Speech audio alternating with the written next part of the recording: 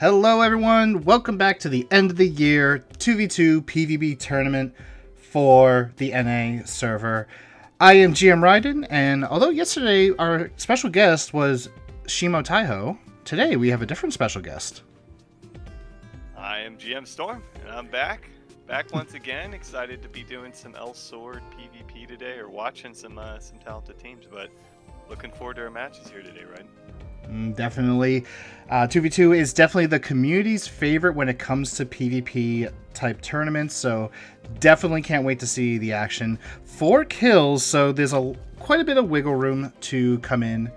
We are going to get started with our first match, Dream Team, featuring Zal and Wishlock. They will be up against Agora Hills, featuring Veramrex and Nuri. But before we get underway, we definitely want to, of course, remind everyone that we do have a pre-registration event for our upcoming new character, Lithia, coming out very soon. So get ready, everyone. Just pre-registering will get you Lithia's pre-registration cube for your brand new Lithia on release. Gives you quite a number of rewards to help start your journey.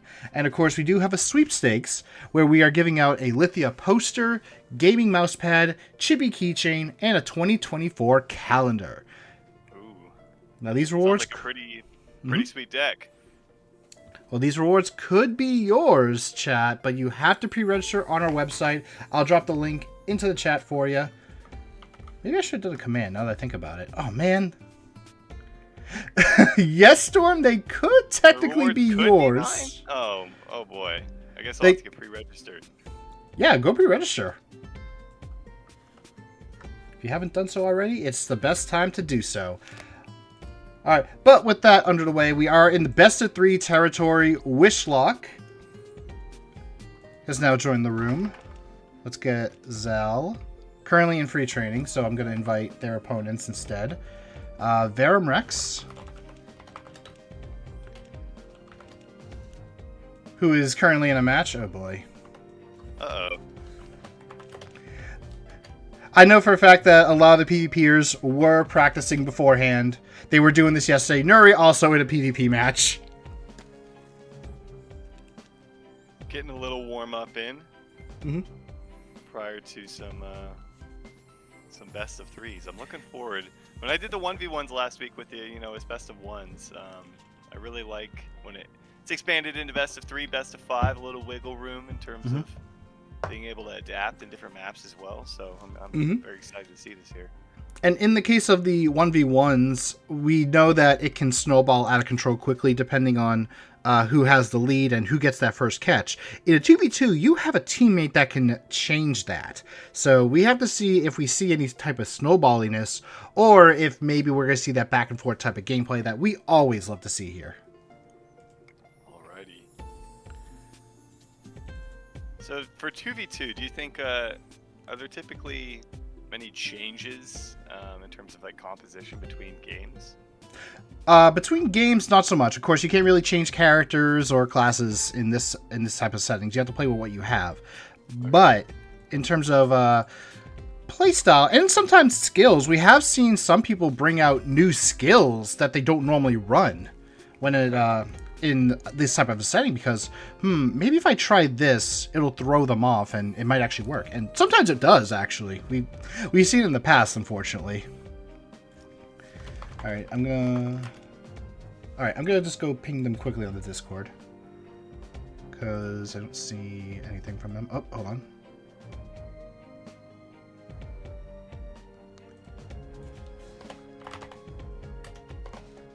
Alright, Nuri and Verum.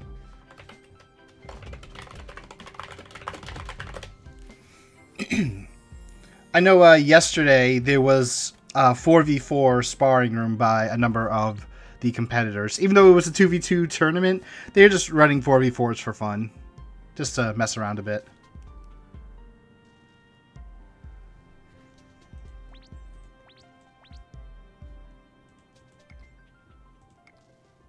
Maybe one day we'll bring back the 3v3s. Sounds fun. Add a little chaos into the mix. I feel like with more players, it probably gets a little bit more hectic. Aurelia EXE, you did our pre-register. Good work.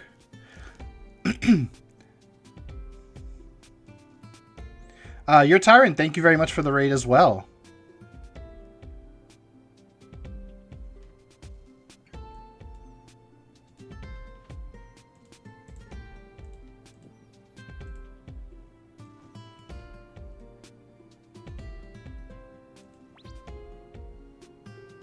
We're going to give them a couple minutes, but they're not. Then we're going to move on to our next match. Naricho is available. Apparently, I cannot type Nuri's name. There we go.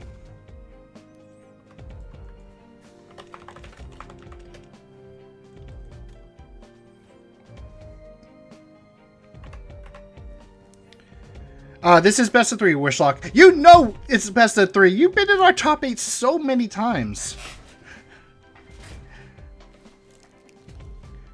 Hey, Lord Stacey, the game is still alive. We have upcoming new content as well. Yeah, best of 3. Ignite reminder. Make sure it's off. So yeah, the Force passive Ignite is off, or is actually banned, so make sure you guys don't have it. We have seen in the past someone accidentally running it and losing a game off it because of it, so don't be doing that.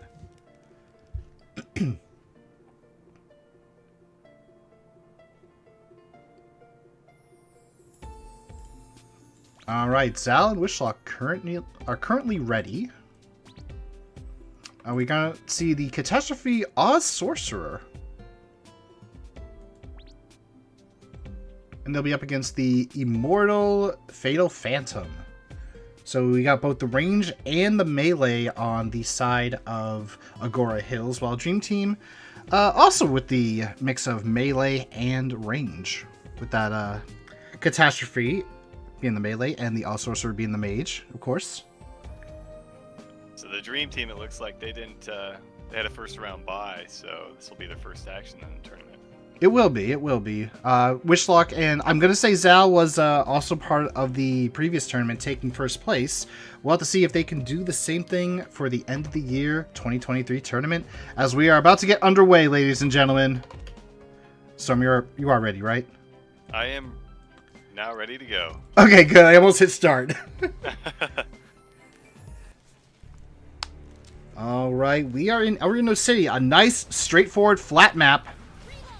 This is a kind of a dangerous map to be up against a Fatal Phantom who can just shoot you with those bullets. Although, if you get caught like that, Catastrophe could really deal a lot of damage.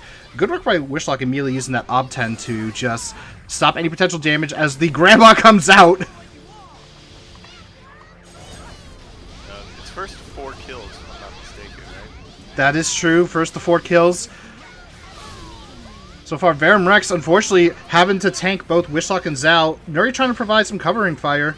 Not really doing too much.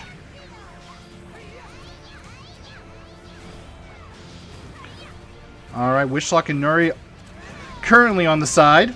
As Nuri is currently juggling Wishlock. Oh, but does drop that combo. Verum, unfortunately, fighting against an All-Sorcerer, not really able to stop them. Dark Cloud, that's going to go across that map.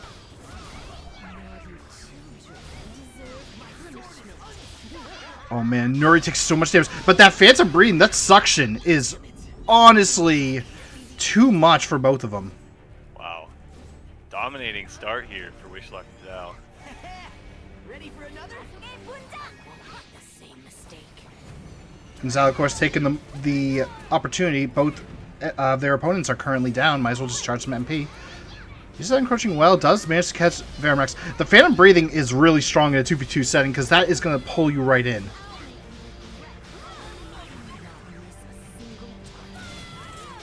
Oh, the deadly shot hitting both of them.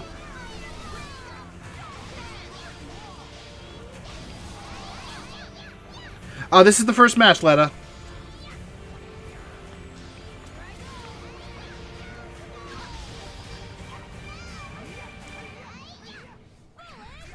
Oh, Blitz coming out. Unfortunately, it looked like it went for Zal on our end, but it did not on their end.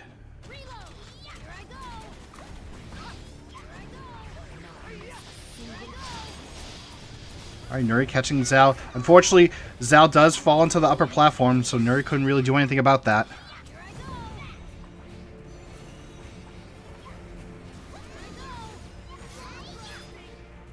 Yeah, Verimix trying to get that catch onto Zal. Does seem to have it, though. Interesting to see them take those 1v1s rather than just focusing down a single target. Do you feel like that's kind of the norm for the 2v2 matches we'll see today? In some cases, it is. If you can actually hit both of them with one character while the other one just kind of sits back, that would even work out better. Zal does go down. Nuri takes a Shattered Earth from Wishlock, but Verum counters with his own. And there's definitely one thing, Storm, that we definitely need to kind of watch in this 2v2 meta, is the revenge buff. If your team is down a kill, you gain a revenge buff, and that revenge buff gets stronger depending on the kill deficit. In this case, Agora Hills does have the advantage with a damage buff, and Zal did lose a little bit of resources from respawning as a result. So we'll have to see if Nuri and Verum Rex can actually take advantage of this. Oh, Nuri does get out, avoids so much. Shattered Earth, unfortunately, not really paying off. Oh, nice shots by Nuri, actually hitting both Wishlock and Zal. Wishlock, an opportunity to get back into it seems, right now. Wishlock has the combination points to boost up their bravery skills. One of the big changes that happened recently. Doesn't really have an EMP, is going to go down. But right now, there is definitely a little bit of a concern for Nuri and Verum Rex. Both of them are pretty low on health. And Zal does have plenty of HP. Wishlock does spawn full HP. So Nuri and Verum Rex do have quite a tough fight. Chain Fireball very slowed. Oh, Dual Buster actually stopping. Oh! Verum Rex does go down. Is able to avoid... Oh, this is... Perfect spot! That is the game changer that Nuri and Verum Rex needed. That deadly shot hit both Wishlock and Zal with the splash damage.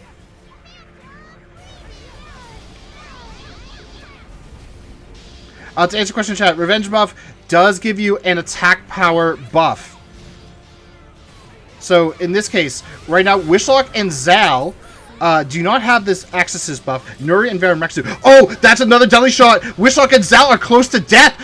The game is turned around. If Nuri goes down here, which it can happen... Oh, Nuri had to take that ambush. Oh, but Zal is here! Dark Cloud, it's gonna catch. Nuri does go down.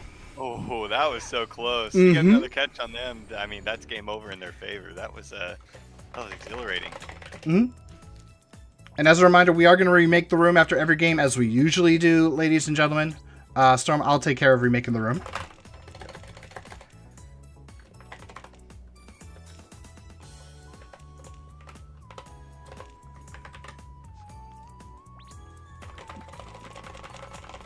Yeah, very close game for both teams. Agora Hills almost taking it just off of Nuri alone. So, again, you can't just count out a team like that when a Fatal Phantom would deal as much damage as they just did.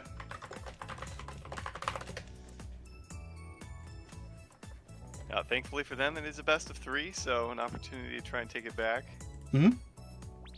Just kind of got themselves in a little bit of a hole. But like you said, that damage buff probably proving pretty useful, so might be a little bit more difficult to snowball given that.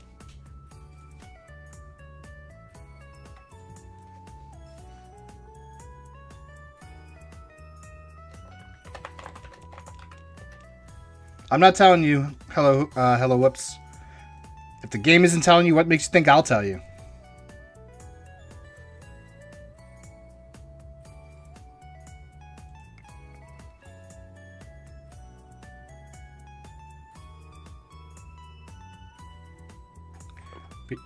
Yeah, that was almost the reverse. Oh. There we go.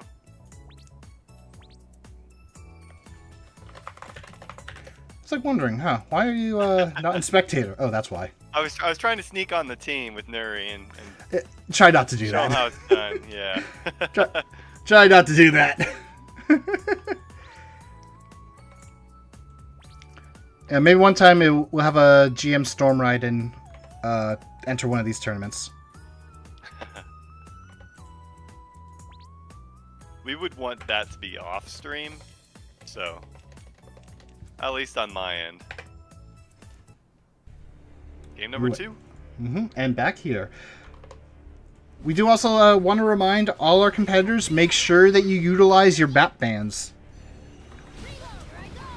So we're it was on the same map here again. It was a close game 1, so we'll have to see if game 2 is just as close, or if maybe Verum Rex and Nuri have kind of figured out the strategy on how to take out Wishlock and Zal. Although Nuri getting juggled right now by Wishlock, and Verum Rex can't really do too much about it.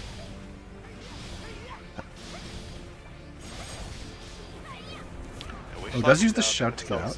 I mean, they started off pretty strong that last time, and it kind of gave them a major advantage. So they don't get that strong of a start again, right? And Nuri and Verum, it looked pretty good for them in the latter half of that last match.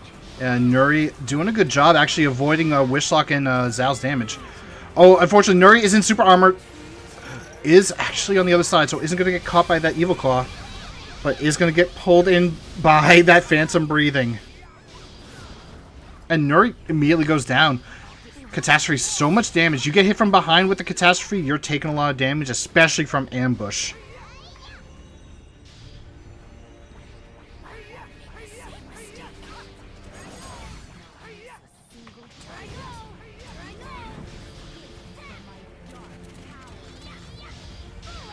And right there we see the chain of the Fog of Death. Nuri is able to avoid Zal and Wishlock's attacks, thankfully. Verum Rex gets caught by the Evil Claw, is going to be taking quite a bit of damage. Nuri going to try to use that range, is able to get a couple of shots in.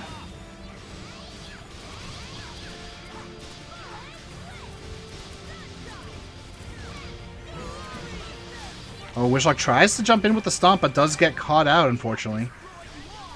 So even being down 1 elimination gives you that damage buff to help you get back into it would seem. Yep. And right now, Wishlock is going to go down, but will be able to come back with a lot of MP. Now they're going to be at a disadvantage and have the buff, it looks like. Yep, they are. However, this is also in favor of both Verum Rex and Nuri. If both of them go down to this damage buff, especially at the same time, both of them will come back at full HP and will have a damage buff. Yeah, so maybe there's some sort of strategy in terms of being eliminated first. I'd be interested to know if any of the teams have, thought that through in terms of, like, if you have one person that's going to go down, do you try and take advantage and have both go down later to get the buff? If you can. In this case, though, Verum Rex misses that Shatter. Nuri is getting super close to going down again. And does, in fact. Verum Rex, he's plenty healthy, but now it's actually a bit concerning. Oh my goodness! Verum lost so much health off of that ambush. And Wishlock and Sal have so much HP now. I won't make the same mistake. This is where Verum and Nuri have to be careful. Ready for another? One of them goes down and it's game over, so you would think you would want to take Zal and Wishlock both down really low instead of focusing one, right? That way you can maintain that damage buff and then try to get 2 kills at the same time. There is a couple of different strategies. One is to try to hit one of them, and if you bring them too low, you switch targets. And in this case, the other person is going to try to get themselves killed. And it's a bit dangerous to do that too, because then you have a 2v1 situation. And if your teammate can't survive a 2v1 situation, you don't want to try to give that up.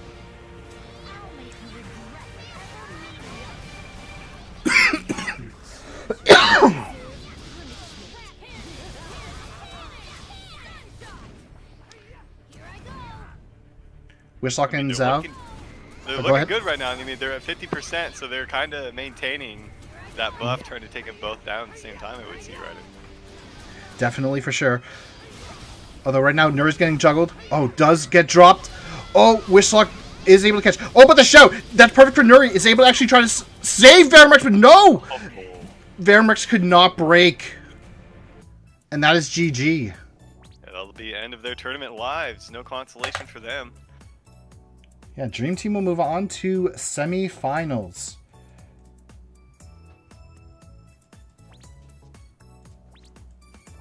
Would you like me to start this one? Yeah, sure.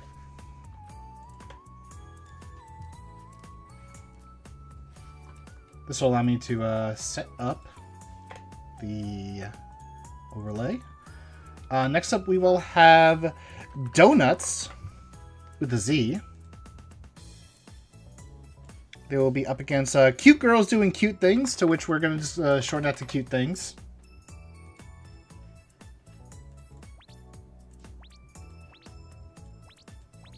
Donuts with a Z. All right. Yep, this is featuring Istola Rule. I'm surprised I can kind of remember how to type that name, considering how long it is. And Mint.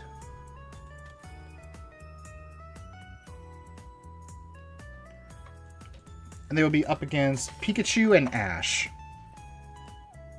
Okay, Pikachu and Ash. They must be in a lot of tournaments together. I don't know. This is like my first time seeing Ash, though. I do know that a lot of the PvP community members do like to change their names every so often. Yeah. Either Pikachu or Ishtola does need to switch teams for an invite. Thank you. Oh, now I just realized I have to switch the name now.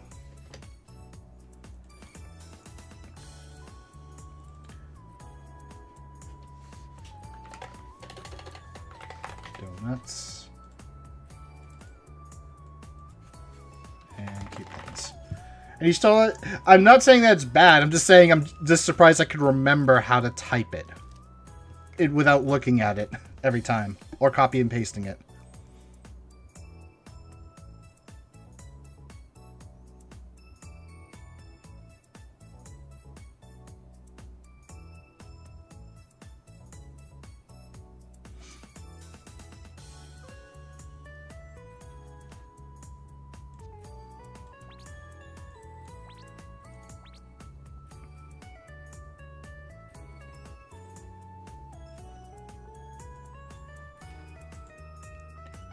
Alright, so we have the Hersher Radiant Soul team.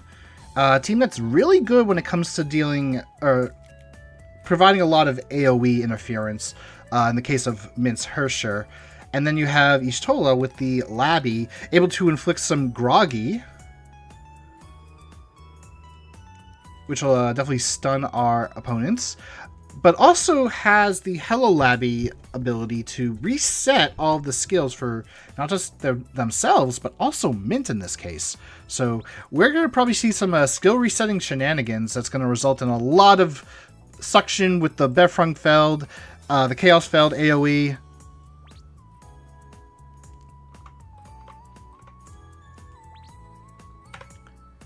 Swinging on Mint to ready up.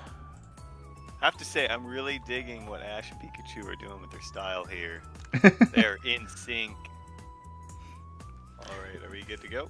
We are good to go. We do have the Code Entities and Pikachu running the classic Comic Crusader. You're free to go when you're ready. There we go.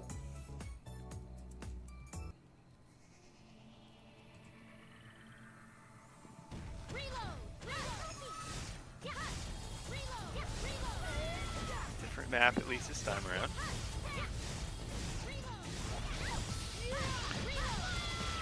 Alright, Benthic Knight. We do see Ishtola unfortunately getting teamed up from both of them.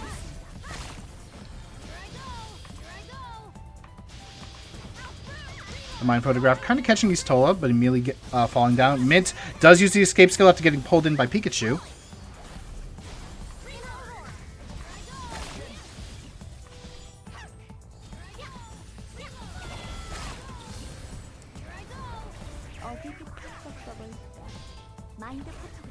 Oh my goodness, Ash has such good movement with this Eve. Like, chat, you saw that camera. You just saw it just going all over the place. Although right now, Ishtola is able to actually hit both Pikachu and Ash with the Everybody Punch. Although, oh no! That's what you don't want. You don't want to get pulled. Artillery Nova has splash damage. You hit one person, you could hit your partner or their partner as well if they're pulled in with you. So smart by Pikachu to use that. Lumentalis comes out. The Master Skill does have a lot of range, actually able to hit both. Oh, Pikachu and Ash actually got caught, but Pikachu forced to use that shout. Oh, Pikachu taking quite a bit of damage. Not too much, though. Oh, Garbagesson says, actually hitting both Pikachu and Ash. That's a lot of damage that came out. Mint is still alive. Ishtola does go down, but Mint... Oh, still does have quite a bit. Oh, there's a Hunting Spirit. That's not good right there.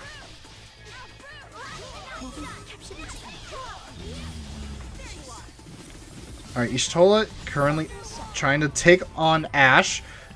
Ash just now using the escape skill.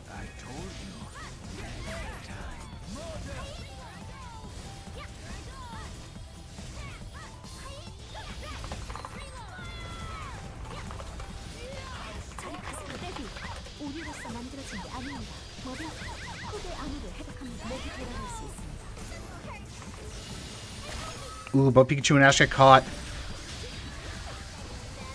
It's their opportunity to try and get back into this here. Ooh, there it is. Right there.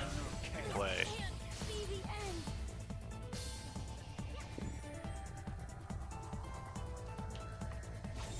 And right now, Mint and Ishtola, they can make use of the Olympias to get a little bit of HP back. We already see it happening on Mint.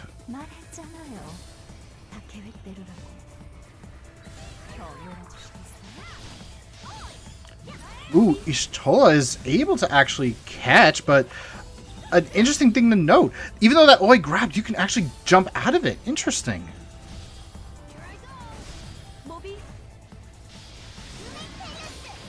Oh, Lumentellis comes out. I don't think that's... Oh, that actually seemed to hit Ash a little bit. But right now, Ash is fighting Mint, and Mint was able to get a couple of hits, force that mana break out. Oh, Shatter comes out, but it completely whiffs. Meanwhile, on the other side, we see Pikachu and Ishtola fighting each other. Pikachu does mana break, does have so much MP, though.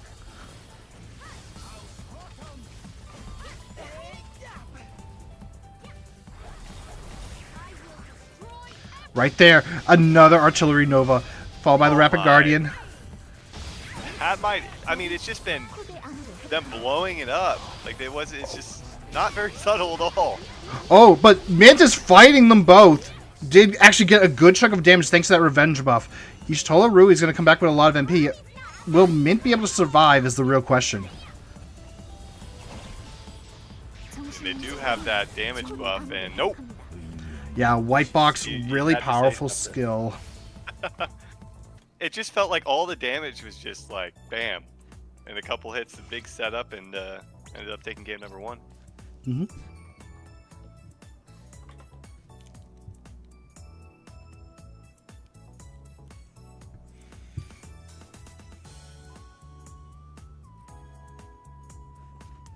Alright, Cute Things taking game 1.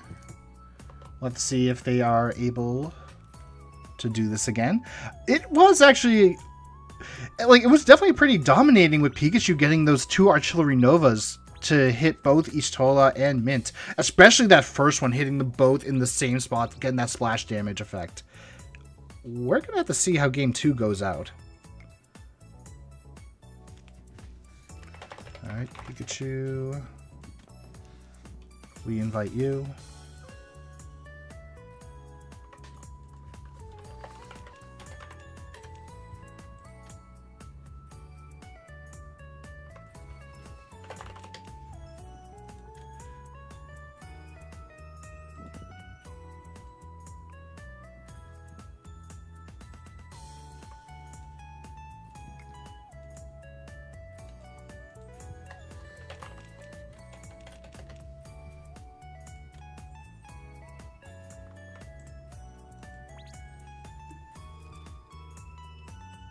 Winner of this taking on the Dream Team in the semifinals. Should be a fun one. Look forward to that.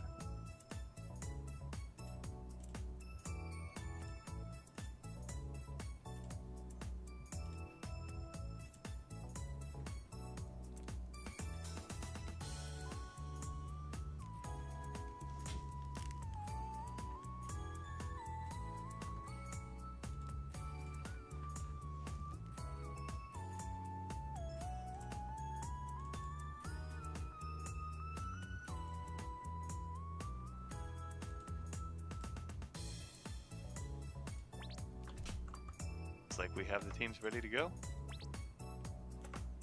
Let me make sure I'm ready. There we go. Double checking the gear.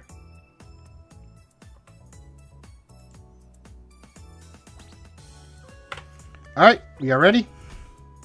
Game number 2, here we go.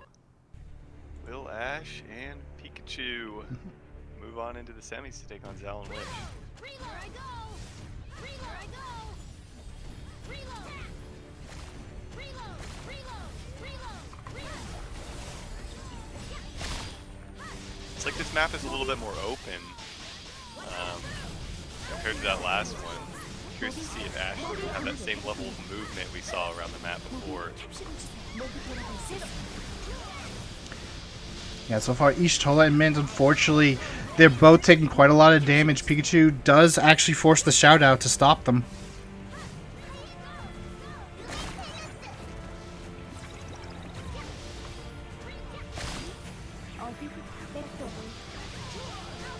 Ash with the back door to immediately jump onto Mint is going to be... It looked like they were going to try to combo them, but did drop it, but got another catch. Y'shtola tries to come in, but gets hit by the El's Aspiration, unfortunately. Guardian range, pulling them both. Doesn't have the MP for the Artillery Nova, though. Still, they're locking them down right now. Another really strong start coming out here from Pikachu and Ash. They do find that first elimination.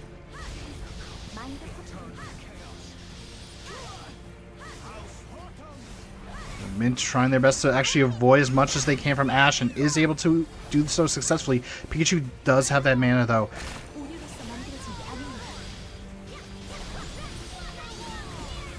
Oh, the Wonder Wall for the super armor.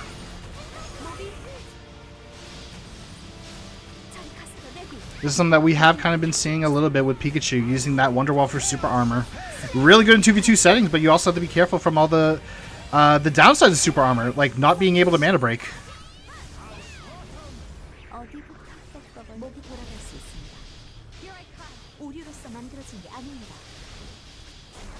And Ash is all over Mint over here. Not able to get anything going for themselves as they say that. Unfortunately, Mint delay was stuffed by an attack that Ash was able to just say, nope, sorry, I don't care what you're doing. I don't have to worry about it. Alright, Mint is back up. There's a 2-stack revenge buff currently onto Donuts. We'll have to see if they can make something of this. Ash does take a bit of damage. Oh, we do see the pull. Oh, Shatter catches Y'shtola. Oh, but unfortunately, the Scare Chase delay actually stopped Ash from being able to get Y'shtola.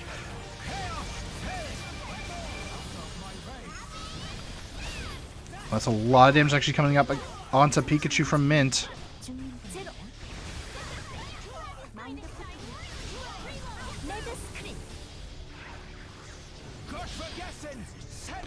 Ooh, Guffergasson Sense comes out. Does actually manage to take out Ash. Pikachu also very low. Oh, they're actually not gonna kill. Oh, okay. Which may be There's okay. a strategy with that damage buff, but they're gonna end up finishing off Pikachu anyways. In this case, they wanted to make sure that Ash did not come back with as much MP as they currently have, but they did kill Pikachu before Ash respawned, and because of that, Ash came back with all the MP that they lost. So we'll get to see if Mint and Y'shtola can actually get 2 more kills off Pikachu and Ash. Ash is already near 50% of their health. Guffergasson Sense is going to nuke Ash quite a bit. That's almost going to put them into death range, but Mint and Y'shtola, they're an Artillery Nova away from getting murdered.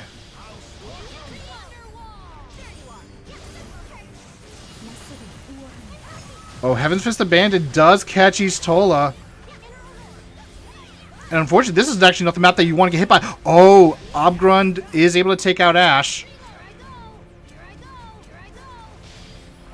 So, I mean, both of them are so low, right? And it's going to take a miracle, I think, to be able to pull themselves back into this. We did see earlier that a number of attacks if you get a good hit, can easily nuke them. Yeah. We'll have to see. We'll have to see if that's going to be the case here. Y'shtola is trying to avoid as much damage as possible. Mint does go down in the process, so there is no revenge buff for either side. But Y'shtola has to run. Does have the Labby movement. Lumentalis comes out, is able to get quite a few hits off. But the slow from Fog. Oh, Y'shtola's able to get up at the... Oh no! Too many hits, unfortunately. And then, EGs are called, and that's going to do it for him. and unfortunately, there was no way to mana break that.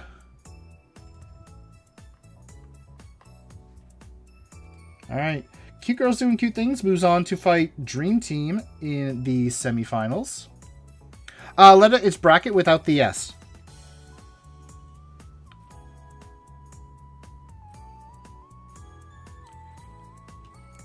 Next up, we have Nah I'd Win featuring Flower and Beat, who we did not get to see play yesterday, so this will be their first match of the tournament. They will be up against Don't Gas It featuring Yasuchu and 1 versus 1.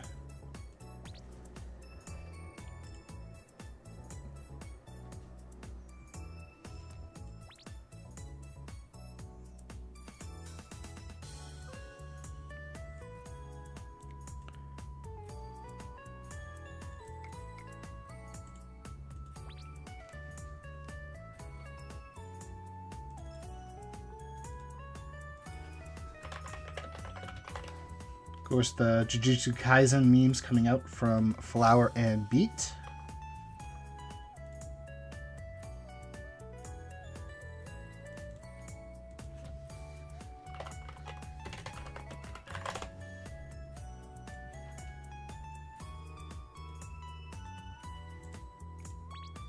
Alright, we see Flower is immediately ready.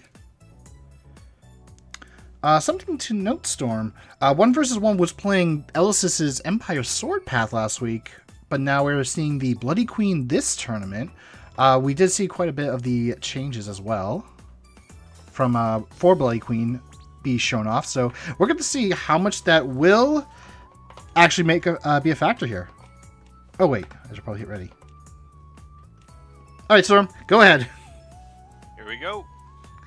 I don't know why I did the...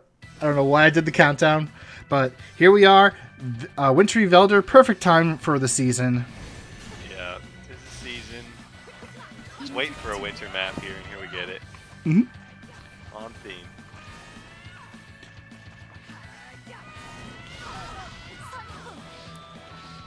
Alright, Beat immediately forcing Yasuchu to use the escape skill for Surya. This isn't... we also don't really see Suryas in 2v2 PvP matches, but yesterday Yasuchu, who normally plays Mad Paradox specifically, had a really good showing on this Surya. We'll have to see if they can do the same today. Unfortunately, Yasuchu not really having a good time being pinned down by both Flower and Beat. Now Beat on top of them. We'll have to see if 1 versus 1 can hold off Flower, which seems like they were able to for a bit. Although Yasuchu took so much damage in that process. Oh, 1 versus 1. Smartly using the super armor dive while being pulled in. Can't really do much with that. Oh, Winwalk comes out. Does catch 1 versus 1. Yasuchu can't get too close. Oh, the super armor from 1 versus 1 is able to counteract Flower's arrows and attacks. So we'll have to see how Flower... Well, Flower's just avoiding, which is a good thing to do.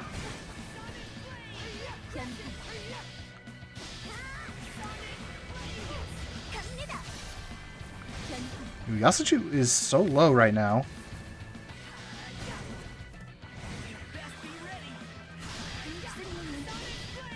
A really good start here for Flower and Beat.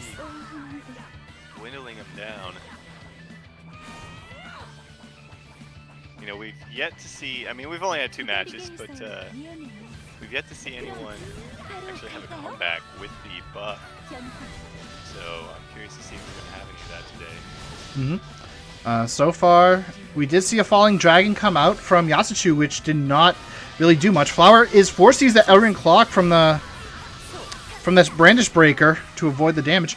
Oh, gets the Arrow Strafe out onto 1 versus 1, forces the Revive passive.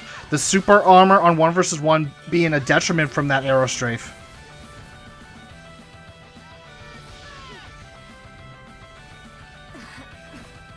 Did you really think you'd see the end of me? So far, I'd win, having a really good showing. Catching 1 versus 1. Yasuchu trying to stop him, but unfortunately, even with the spear range, isn't really able to do much with it.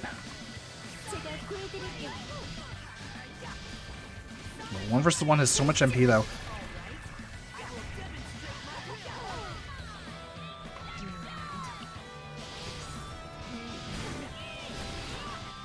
Did catch Flower. Flower might be going down here. No, does fall. Saw that Shattered Earth come out. It does take out Flower. Beat currently on their own, but they're plenty healthy. Yeah, and they're just taking on 1v1 and in a 1v1 there. I mean, wouldn't you want to take advantage of that, having a man down, maybe push for the 2v1? Yeah, you probably would, but in this case, they really can't. The thing with Night Emperor is he does have quite a bit of super armor, so you don't want to just immediately go into it.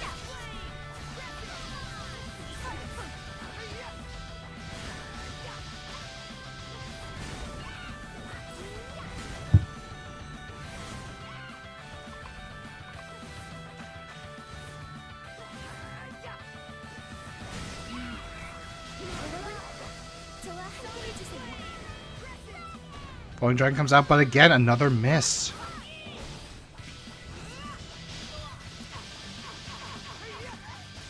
And 1v1 goes down again. Yeah, stood no chance there. Yeah, Yasuju does get the guild heal, but doesn't really have a lot of MP to be able to mana break out of this. Does get enough, but they are so low. Oh, there's a Branch Breaker. Beat does take quite a lot of damage. Wind Blast comes out, and that's enough to finish off Yasuju. Unfortunate, but dominant performance there from that win. 1 versus 1, finding themselves in the wrong game mode currently.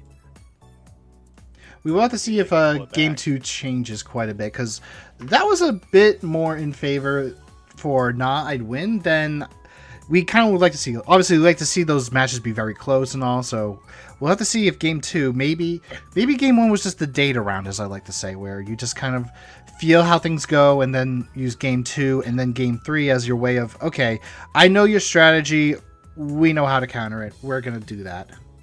I think they might just need a name change.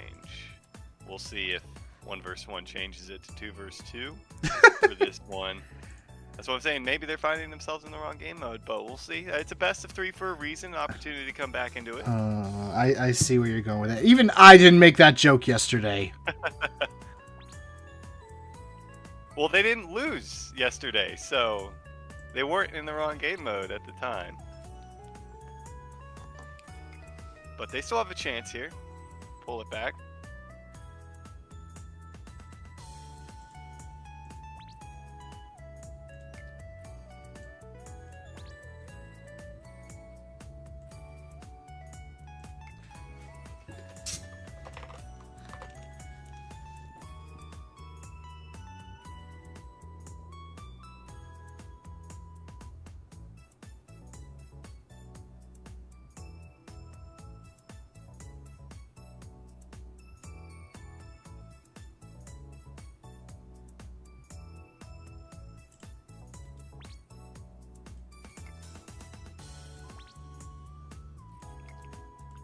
Alrighty.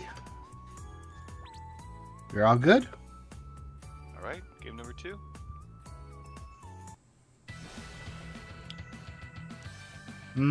We went from winter to summer already. Wow.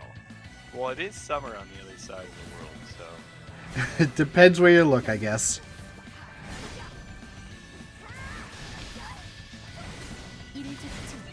But unlike the previous game, this map is not as straightforward. There are a couple of curves. Flower might have a little bit of trouble. So far, though, we'll have to see how that goes. Although right now, 1 versus 1 and Yasuchu... at first, it seemed like Beat had them, but 1 versus 1 was able to get off that new Burning Phantom. Get some good damage out, too. just now realizing that 1 versus 1 and Pete are in the same guild on different teams here, so at least someone from their guild will be advancing after the series. Yeah, there's a number of guilds out there that are focused around the PvP community, and Ability is one of those. Sleep is another one. 10B, of course, is another. Flower does get hit by that Falling Dragon. This time, the Yasuchu Falling Dragons are coming through.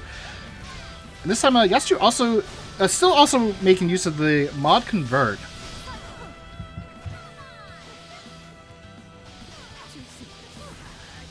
For your legend, I'm going to assume that you mean Storm. Give me a sec. I'll boost him up on Discord.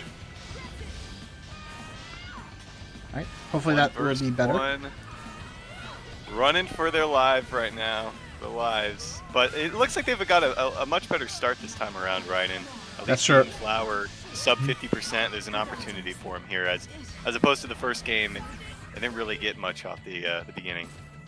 1 versus 1 goes down, but does have a ton of MP. That new Burning Phantom seems to be really good at feeding MP, not just for your opponent, but also for yourself. Although Yasuchu does go down immediately. 1 versus 1 could use that Burning Phantom. Get some good damage out with the Revenge buff. 2 stacks. Flower is taking quite a bit of damage. There's the Brandish Breaker. Take both of them out. Wow. And it's even. It is a bit scary, though. It is a bit scary for Don't Gas It right now. Flower and Beat has quite a lot of MP. The health is the same, but we'll have to see if this is actually going to play a factor.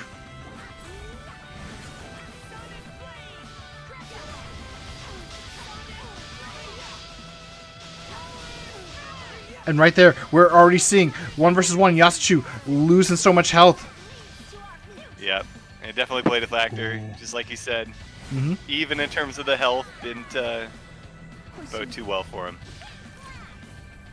Yeah, that Brandish Breaker probably is not what they should have done. I can see why they would want to go for the kills. But when you have to tank an arrow strafe like that while in super armor, 1 versus 1 in a really bad spot, that the Wind Blast finishes them off.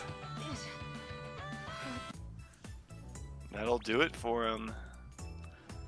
A very painful end for 1 versus 1 in Yasuchu. Yeah, it looked like they had a little bit better of a start, but everything could just kind of turn around in an instant as it did, and they're going to find themselves out of the tournament, and Nad win, moving into the semifinals on the lower half of the bracket. All right, next up will be Team SS Ledge Hero versus Yoasobi, which you have to shout because it's in all caps. I was going to ask why you're shouting that, but that would make sense. It only makes sense when it's in all caps. They want to build hype within their matches, so you have to shout it.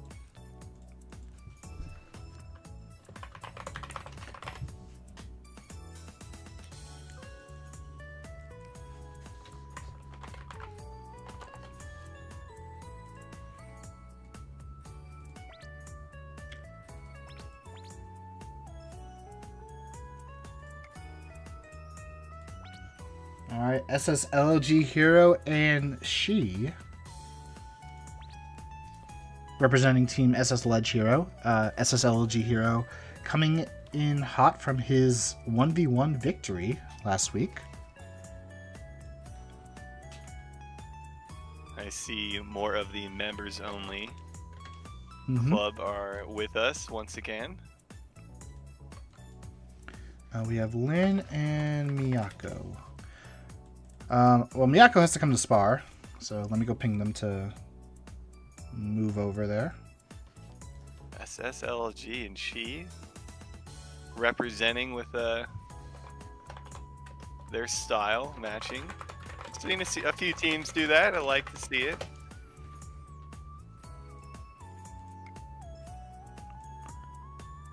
And one interesting little thing to note as well. We kind of saw this yesterday with Lin and Miyako Storm, so you kind of missed out. Miyako pulling off some insane work with this Blue Hen. Blue Hen in a 1v1 we kind of don't really see like too often, and it doesn't really like do the most amazing, but in a 2v2 setting, oh boy, does it do so much. Like, it's pretty much, I'm sorry, I don't lose mana. Well, I am excited to see it in action here. Alright, we're gonna go check out the gear, make sure everyone is, of course, compliant. Once more, make sure you guys are utilizing your map bands. Don't have Ignite equipped. If we see that Ignite, you will lose a game. And Miyako does have to take off the title.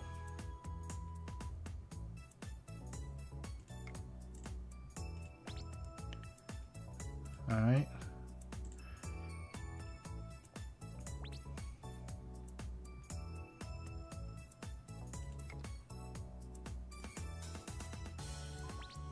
The Blue Hen Unga Bunga Snowball. We'll have to actually see if they snowball it.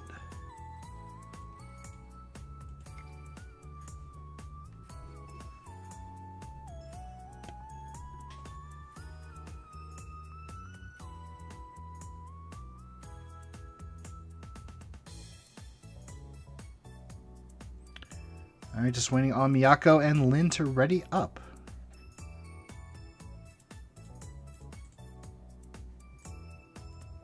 Alright, Miyako is ready.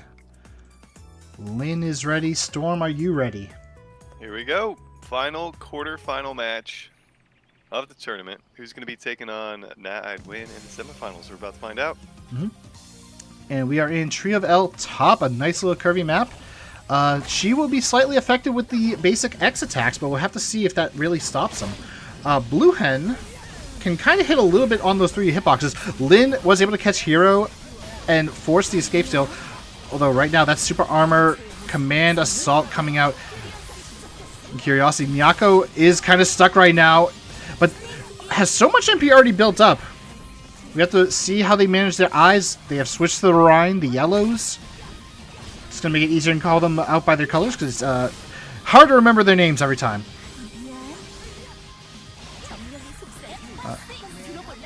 Just comes out. But Lin drops the look to try to stop Shi from hurting Miyako. Miyako is actually taking so low. Isn't able to really do any of their funny shenanigans that we saw yesterday, unfortunately. Oh, no, wait. This might be it. Chatter comes out. Ongrip comes out. Pulls Shi in. Oh, Stinger comes out, and Miyako gets caught, unfortunately. Virtual ID comes out, but nothing comes from it. Oh, Ongriff pulls in Hero, and now Miyako is actually able to combo Hero, forcing that mana break.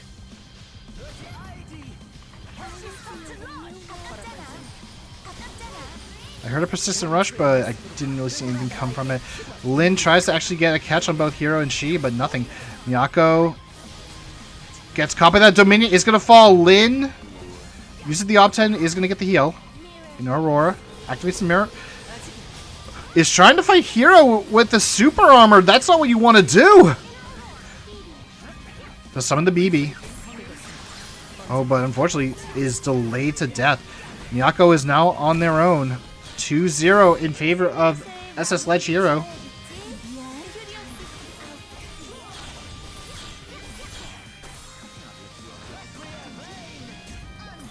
Requiem Rain comes in, unfortunately not hitting anything. Ongriff also missing.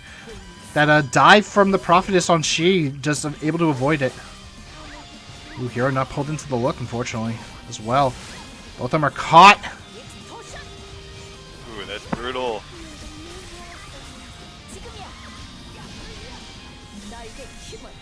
Miyako really not getting anything going, like you had mentioned. Something to look forward to from yesterday. No luck right now, Ryder. And Miyako, ooh, Miyako is actually was able to get off a few skills and still has plenty of mana. Oh, but is caught again. Does land on the upper platform, so is able to be safe for a little bit. Ongriff comes out, not really getting anything. Requiem does actually catch Hero. Diamond Regan, but unfortunately was too high up and no delay to keep Hero in danger. Miyako is probably going to go down. No, is mana breaking, doesn't want to keep that MP. Oh, Adelaide did come out, managed to kill or help kill off Hero. Hero's going to lose some of that MP unless she goes down here. She choosing the mana break. Miyako actually stops She after that awakening. Alright, Hero comes back, does lose a little bit of that MP. Miyako is... Oh, I thought they were actually going to get hit by Hero. Requiem Rain actually catch both of them! And now Hero is going to get juggled.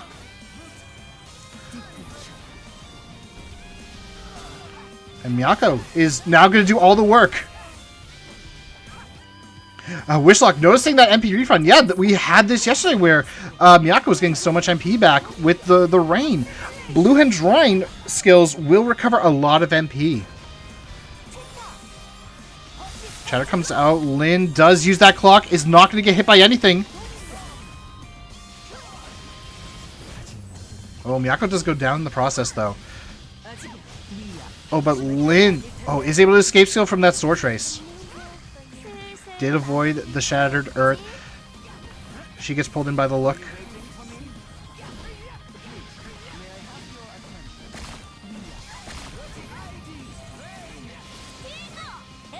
Ooh, the Edelai came out again, but she saved that escape skill. Look, catching both of them. Ongriff, unfortunately not really... Oh no, it's able to pull She in! El's Aspiration comes out, but it's not gonna... Oh no, just tags She just once. Definitely a chance to get back into this if they can take Hero down. It would seem that She and Lin would be a similar level in terms of health at least. They might be able to get Hero here. Although right now both of them are actually going to be taking quite a bit of damage. Although, nope, Miyako is safe. Is able to get quite a few skills out. They're actually taking quite a lot of damage on the She. That's good! That's what they want! And got turned around just like that right in, and they eliminate both of them. That's game one in their favor. This is very dangerous for SS Ledge Hero. Oh, that's Hero down. And She... It does have Lin. Lin trying to be able to get something. Oh, Miyako was trying something but wasn't able to get anything. Although, no, this is not good. It's changed already. The ledge. Oh my goodness, right in. It was not over. It was an uphill battle for SS Ledge Hero in the end. But unfortunately, or actually fortunately for them, they were able to climb that hill. They said, no, we're winning this. Wow. The comeback from the comeback, and ended up taking game one. That was a close one. I gotta agree with Aurelia in the chat. That was a bit too greedy from the Blue Hand, trying all those skills to try to hit She. And unfortunately, it did not work.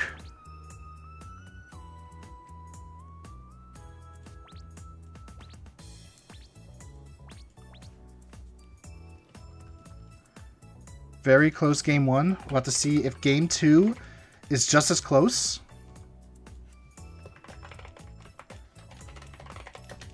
Or if Team SS Ledge Hero decided, okay, yeah, that was a bit too close. We're gonna actually use the rest of our power now. But so far, Lin and Miyako doing really good, almost taking that game. I'm gonna be completely honest. Like, my heart is still racing a little bit after that one. I don't know about you, Storm. Yeah, that was probably our closest one yet. Our first series was really close, and that could have went either way. A mistake on one end kind of turned it around, and we'll see if they can push us to a game three here. Looks like they're ready to go. Yep, we are ready. Game number 2. Back to the winter. Alright, this one's going to be a bit different.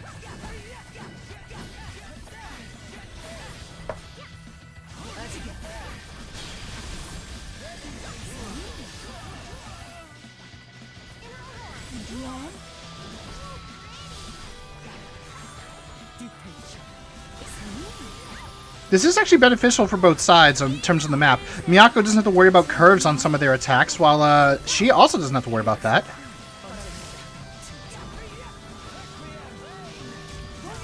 Right there, we saw the Requiem Rain actually catch Shi a bit.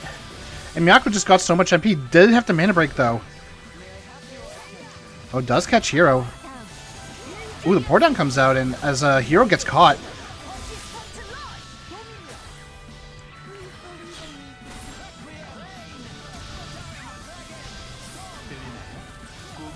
Oh my goodness. Miyako is going crazy with the MP skills. Here we go.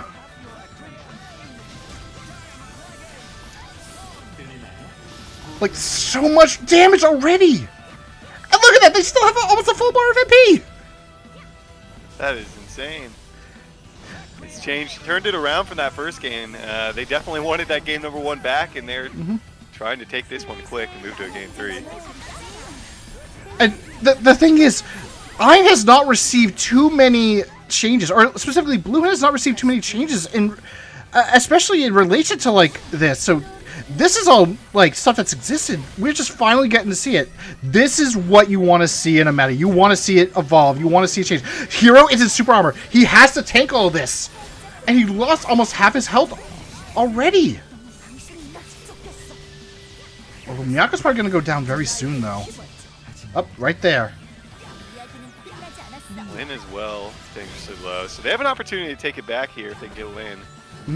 That is true. Wishlock is pointing out that there was the 30% damage buff from the Awakening. Before, the Awakening was based on what stage, or the boost that you got was based on your stage. But we then eventually changed it so that now, whatever, like whenever you just awaken, you just get the full buff.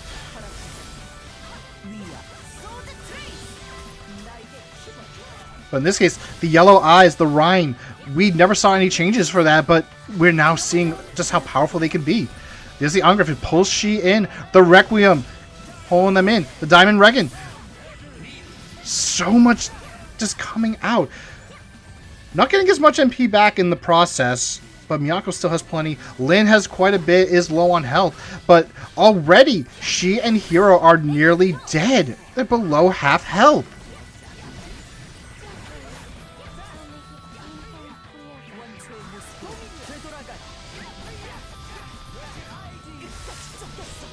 ID comes out. Diamond Regan, it does hit Hero, but the super armor is out. Miyako's gonna have to take this damage. Is not gonna mana break. Well, they weren't able to mana break first, but now, okay, they decided to mana break. Requiem is up, but they don't have the MP for it. Are they gonna die? Yes, they die. Lin is full health, does have that lab movement, really good movement, I'm gonna say right now. Has the Ob-10, will be able to survive. Is probably going to try to get into a good position for Miyako. Oh, very nice. Stops Hero.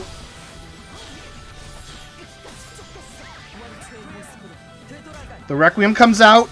It catches Shi. The Ongriff getting them both.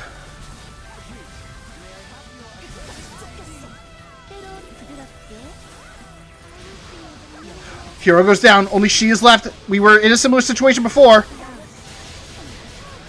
Lin takes quite a bit of damage. She's so low, though. Okay, does have the Ob-10, will be able to survive. Hero's going to come back. Legato comes out. Doesn't go for anything. Pour down. Oh. And from downtown, Lin just throws out... I forget what it is. Yoasobi... excuse me. Yoasobi takes game 2. And I have to agree that it was well played.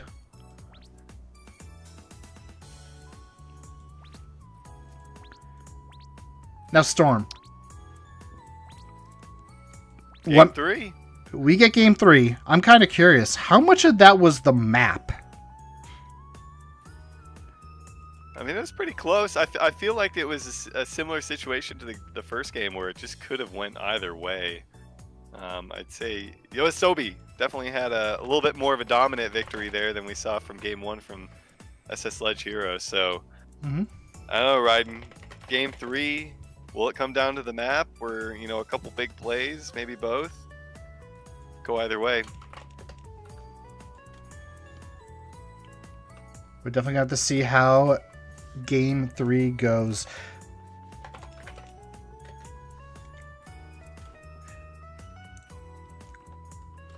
Like, we can't discount SSLG Hero and She. They have a really good comp with the 4 paths.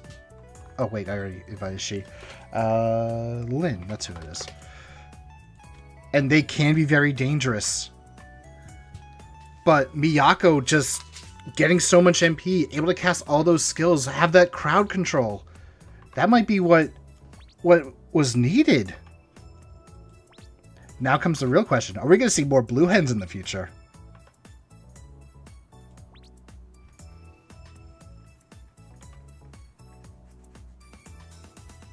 All right. Looks like we're good. One more check just to make sure. We are good. Game number 3. Winner of this taking on Win in that semifinal match. All right. Bethma Lake, there is a bit of a curve. It's a bit of a bigger map too, so we'll have to see if this affects Miyako and Lin, or if Hero and She can, I forgot where I was going with this. Either way, I'm excited for Game 3. We have 2 really strong teams right now. We'll have to see how this goes. Miyako gets that first catch, but Hero immediately goes into the super armor, forcing Miyako to use that escape skill.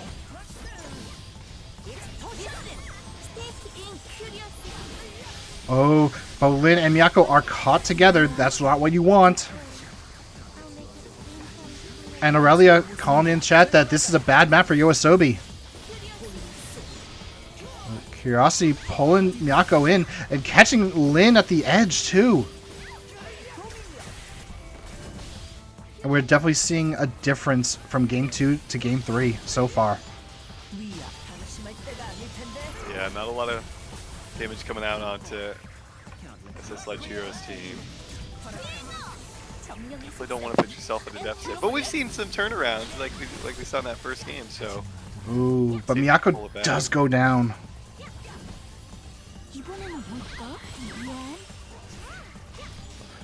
Alright, Lin was able to catch She. Is going... Oh, using that super armor very effectively to avoid the Haunting Spirit.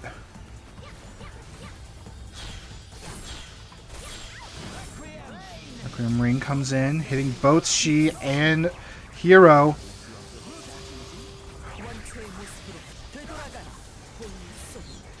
Did Hero just not take any damage from all that? I thought he was! Oh my goodness, only She took damage from that, but it's still a bit of a victory for Miyako and Lin on that one. Although not in this case. Oh, Shadow just catching Miyako and putting them up. Lin having to kind of come in for a little bit of defense. Vertiagi just come out, hits Hero a little bit. Edelai does get a few more hits, and Hero is avoiding all this damage. Oh, Ongriff actually catching She.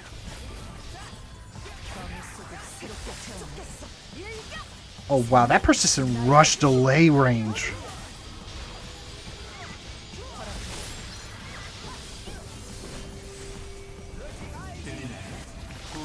Edelai does happen to catch. Hero's taking a bit of damage. Persistent rush keeps him pretty safe right now. And She does go down. Alright, score is even. Hero's taking a bit of damage. That's his escape skill just now? Oh no, that is both good and bad. Good in the sense that, okay, he didn't have to use it earlier, but bad in that if he needs it later, he's not going to have it. Miyako does go down for a second time. Lin is getting close. Yeah, this isn't looking good here for Yoasobi.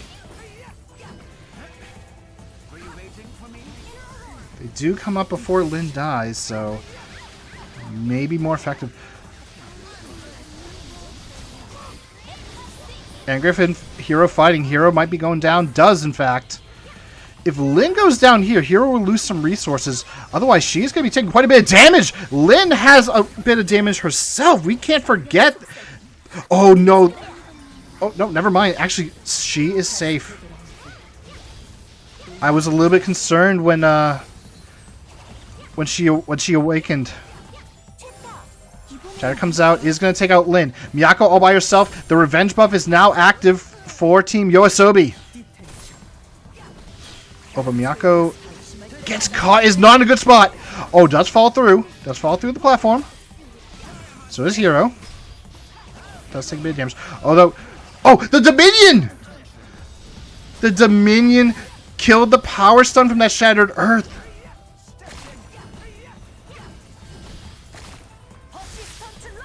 Resistant Rush comes out. Miyako is chasing. He's going to get tagged. Does use the escape zone. Miyako is so close to death, though. This is now going to have to be the Lin show. Although, right now, Miyako is dead. No. Pixel health. Played safe. Tournament life on the line. Oh, right no. now. They're too close. Did they use Ongriff? They did. They used Ongriff. Keeping it up as long as possible. But Dominion is up. But so many skills are going out. The hyperactive! But unfortunately, it's not enough. Miyako does take damage from that Dominion. GG's. GG's to both SS Leggero and Yoasobi. Oh my goodness. I hate that this was a top 8 match and not like semifinals. And I think that map definitely did play a role in it, like you had asked about before. That's actually like one of the important things that does need to be considered when you're doing these, both a 1v1 and a 2v2. You may not get the map that you want, and the map could be in favor of your opponents. That could actually play a big factor. In the case of like game 2, it was not the worst case scenario for SS Leggero. If they lost, okay, we still have game 3. If we have to, we can ban this map. But in the end, it worked out in their favor.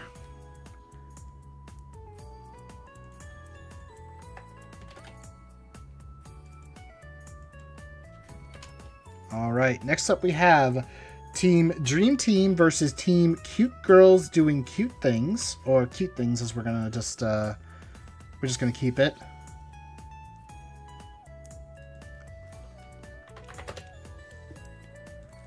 Zal needs to get their butt into sparring.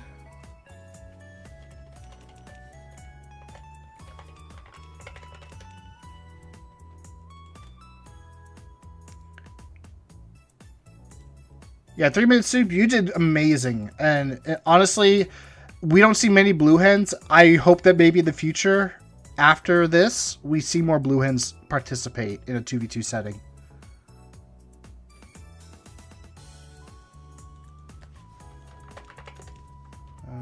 Okay, I'm gonna invite Pikachu and Ash.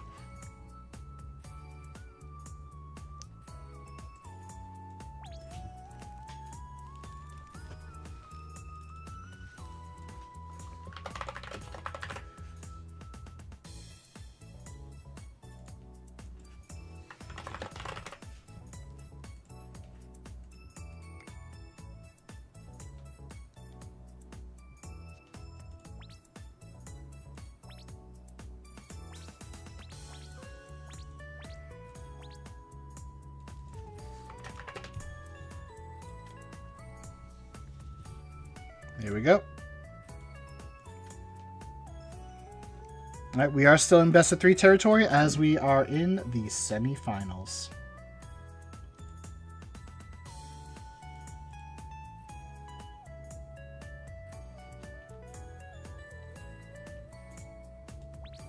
They are indeed matching. I do like their outfits. Mm-hmm. I think Ash and Pikachu changed what they were. With their looks, they have, yes. Yeah, honestly I like what they're wearing now, but I like the style they had before. But we'll see if the change will influence the outcome of the match here.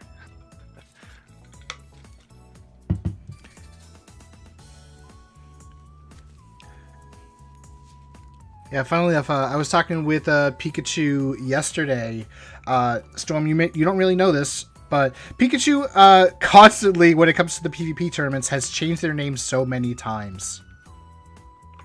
So every time they register under a new name, I'm like, wait, who is... Oh, it's them. All right, we are ready. All right, here we go. Game number 1. Alrighty, Hope Bridge. Hope Bridge has the pit. We'll have to see if any of them get knocked into it. Which, Ash almost ran into it, but does have the ability to just jump out of it. Speaking of, Ash fighting against Zal right now. Zal currently not winning, although is able to obtend. Now going to get some extra MP with that charge. Ooh, does use the Phantom Breathing.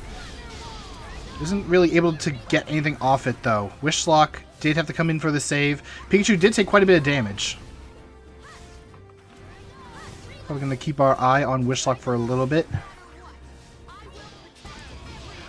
Ooh, does get the Phantom Blade onto Pikachu.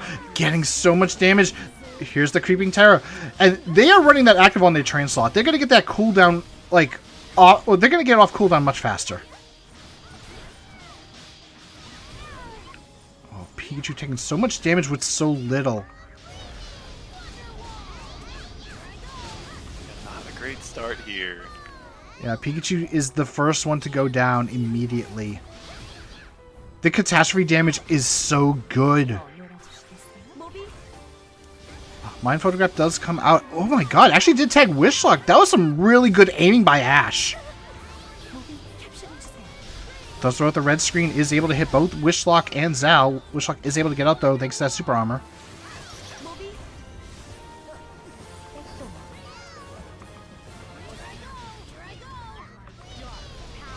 Alright. Ash getting comboed quite a bit.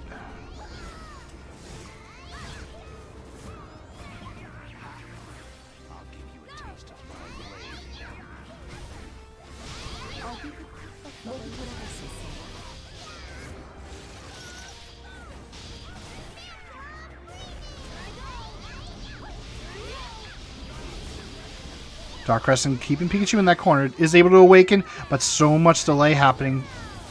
Dark Cloud is actually going to tag on Ash. Pikachu does use that Burst Wolf in the air to actually be able to save himself.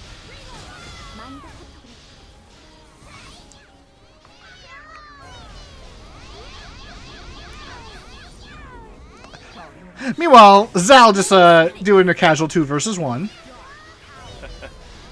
Doing an excellent job of it. Now it's Zal's turn to take down Ash. Yeah, Ash is getting close. Zal taking about half their HP so far, but unfortunately, there's no big damage able to come out. The suppression tactic from Zal, using that Phantom Breathing for the suction, the curse effect to reduce their MP, it's just so good.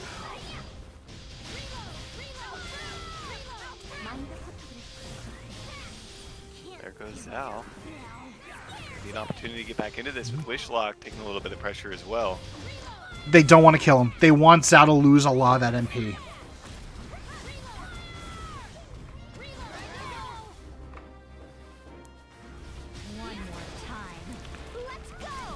Oh, Ash, though, has to tank this damage.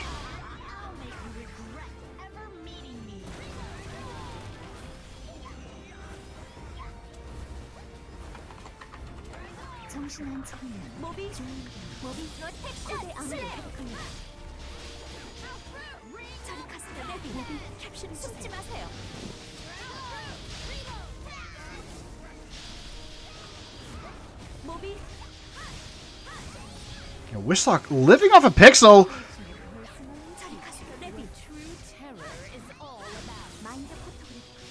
Ooh, definitely something interesting that I'm now noticing. Wishlock is not carrying any of the braveries. No Apollyon, no Oblivion. That change really affecting them heavily, it seems.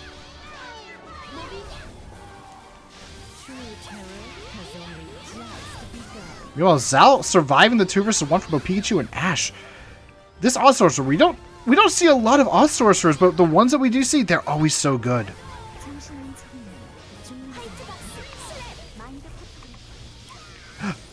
Ash coming close and jumping off the bridge. Oh, Wishlock! No! Wishlock is going to lose quite a lot of health and gets a free catch for Ash.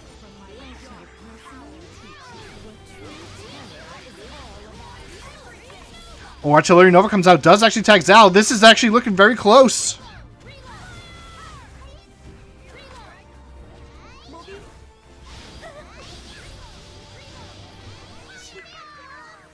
Ash does go down. Pikachu all on their own, but not out of it.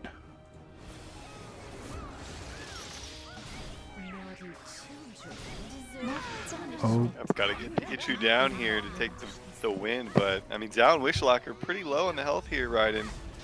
It's an opportunity for Pikachu and Ash to take this. oh, both Pikachu and Ash were grabbed. Pikachu does mana break to get out. Clock from Zao just to avoid any potential catch. Chain Fireball catches Ash. Ooh, Wishlock tried to be sneaky, getting that that active onto the back of Ash, but missed it. Ash gets caught again, though. Dark Cloud catching both. Hellstone hitting both. Pikachu did mana break, though. Doesn't have a lot of MP. Shatter comes out, hits Zal. Oh, the white box dealing a lot of damage. Wishlock does get some damage or health back. He's getting a little bit of hits onto Ash. That was actually a smart move to use that white box because of the revenge buff that they had, and hitting both of them really helped close that gap. Ash though, ooh, that's a lot of their health. Oh, but Shatter another Wishlock. Wishlock had no MP, and that is a single hit attack. You can't mana break it. Good comeback from Cute Girls there. Really looked like Wishlock and Zal had that one. They really did.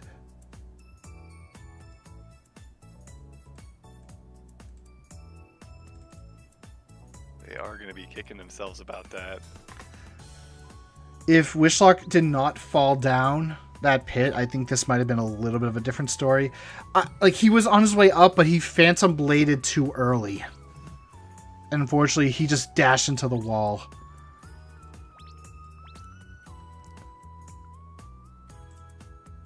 It's possible that maybe if he didn't do that, he might have gotten hit and knocked back down. But sadly, we'll never know. Game 2 can be different, though.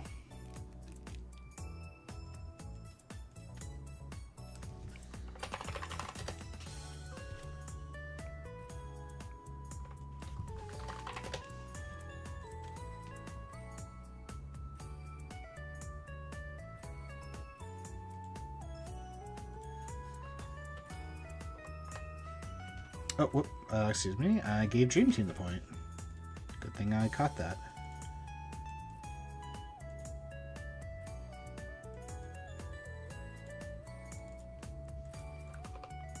There we go.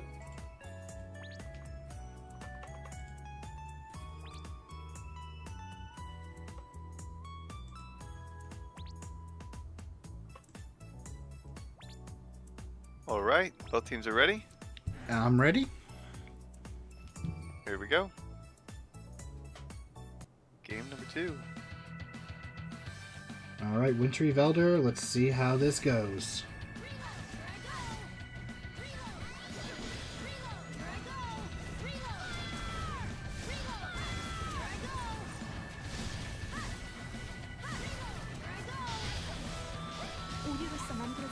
And Pikachu getting juggled by Wishlock. Ash is not trying to help. There's that active. Ambush attack really hurting Pikachu a little bit there. Phantom Blade just to get out of there. Zal did happen to get a knock up, which was very helpful in trying to not get caught by Ash. That super armor would have actually stopped them. Ooh, Wishlock unfortunately getting caught by Ash, forcing that escape skill out.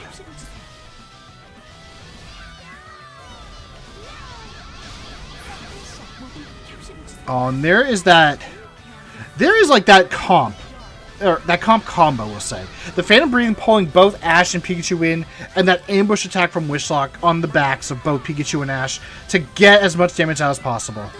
Yeah, that's a good chunk of damage onto him. And gives him a fairly significant advantage health-wise here. And the one thing you don't want in Super Armor, Oh, wow. where you can't mana break or do anything except tank damage. Significant lead now off of that. We saw Ash and Pikachu kind of come back into it this time, but obviously Wishlock isn't able to fall into any holes now. Oh, Ash almost got the catch onto Wishlock off that ledge. Unfortunately, no reset.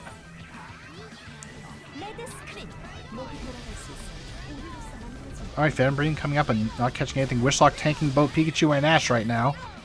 Chain Fireball comes in.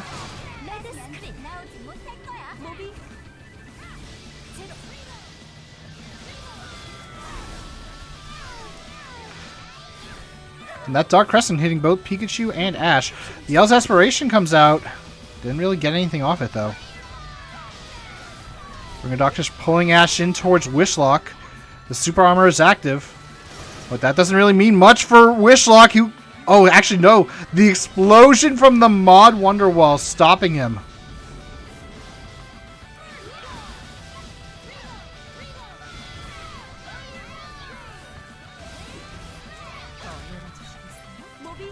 Oh, unfortunately, that Land Smash kind of messed up Ash. Wasn't able to get that catch. Ooh, White Box comes out. Actually gets a good chunk of damage onto Zal. Shattered Earth's coming out. It seems like Wishlock got caught. Oh, the delay, unfortunately, saving Wishlock. Claw misses. Dark Crescent gets a nice hit. Wishlock gets knocked away. Still alive, but barely. Dark Cloud. Both Ash and Pikachu have to tank that damage right now. Dark Crescent is going to catch Pikachu and finish him off. Ash is very low and not able to get the guild heal. And does go down. The Super Armor kind of, again, being a factor there. 3-0 in favor of Dream Team right now. Yeah. Oh, but Zal. Oh. Are they going to kill Wishlock? It's a little bit of a heal off there. They got a chance. Gonna have to find a way to get Wishlock down now. If they don't kill Wishlock, Zal loses all that MP. Oh, Wishlock off a single pixel. Smart by Pikachu. Zal comes back, no MP. That was smart. Now they take him down. So they've got the slight damage buff here. I mean, there's a chance for them to come back into this if they can take Zal down a bit and Wishlock as well and still hold on to that buff right in. It's true. Pikachu does have a lot of damage. We saw with that Artillery Nova earlier. But the only thing is, we haven't been able to see it in this this set. Oh, so they opt to just make it an even 3-3 without. So it's back even on the board just like that. That is smart, because now Zal has so much MP when they respawn.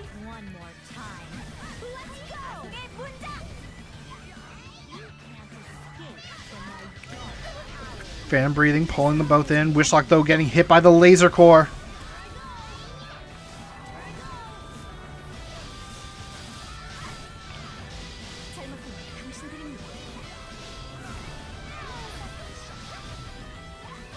Right now, Pikachu is unfortunately having to fight Wishlock. Does Mana Break.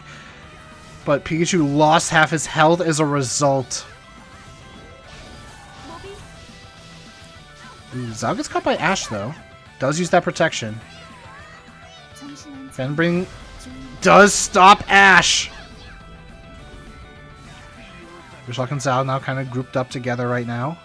Normally you don't want to be grouped up against a Comet Crusader, but with very little resources, it's pretty safe. Ash is now caught again. Pikachu either can't really go in.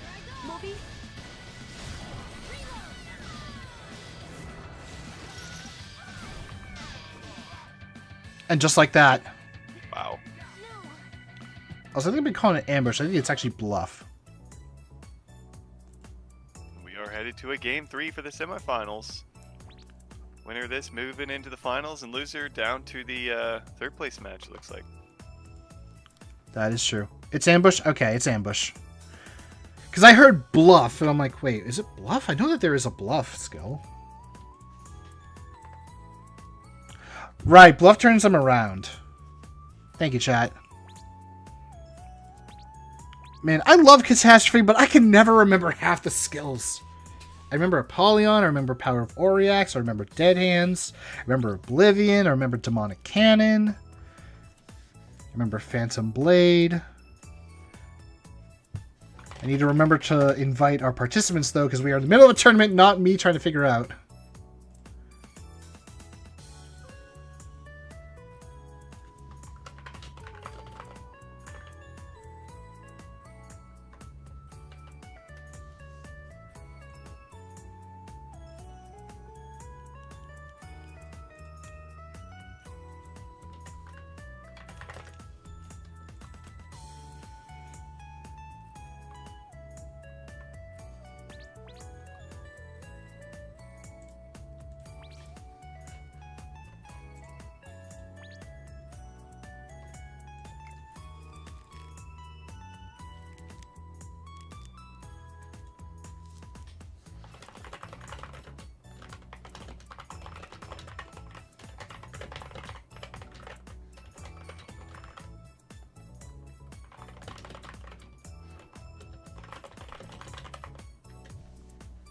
So I guess let me just do a quick little thing.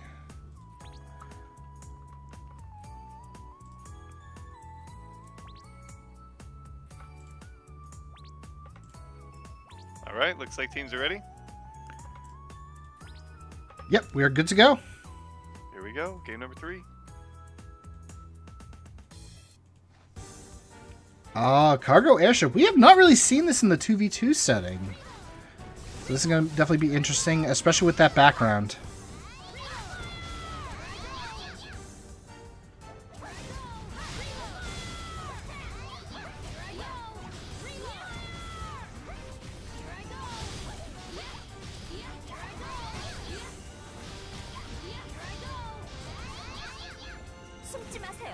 Alright.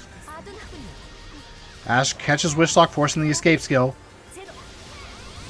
Oh, the MEB Zero actually catching Pikachu, continuing.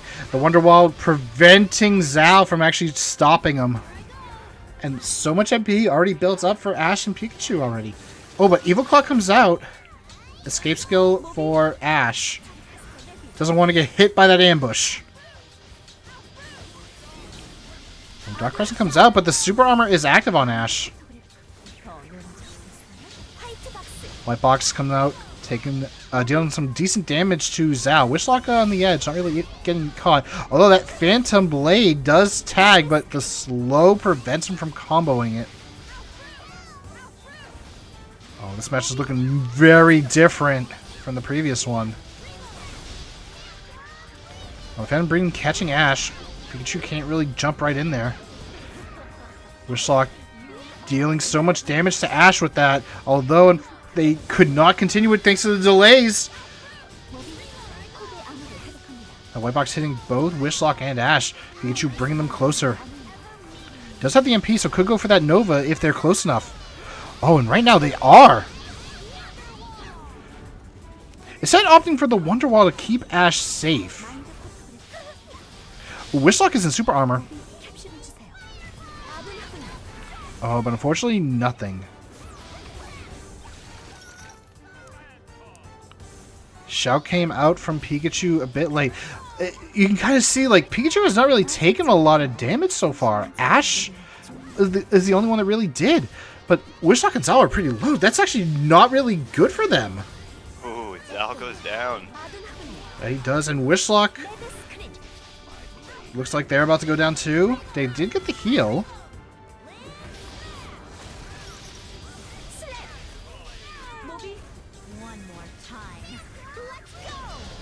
Phantom Ring now into Pikachu, forcing that mana break. Scare Chase goes to hit Zal in the back, so he's not going to be going anywhere for a little bit. Oh, Ash and Pikachu, though, get caught by Zal's Phantom Breathing. Wishlock just running right into Ash. Probably wanted to force the death, actually. Oh, the power stun from that Shatter, it's still connected. But unfortunately, nothing could actually be done about it. His controller died. Thank you, chat, for the meme.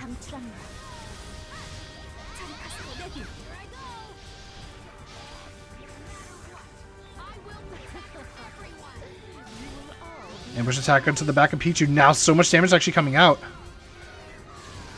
Evil Claw keeping it. Bluff to turn him around and force them to take that ambush attack from the back. Pikachu goes down.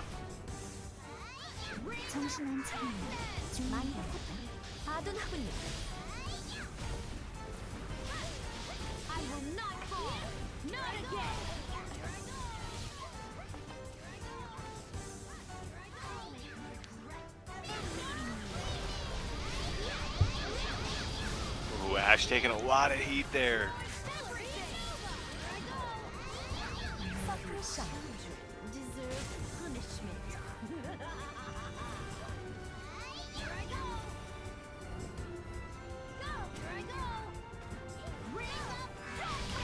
Oh, Pikachu getting caught by that Ring of Darkness. And Ash now having to take Zal.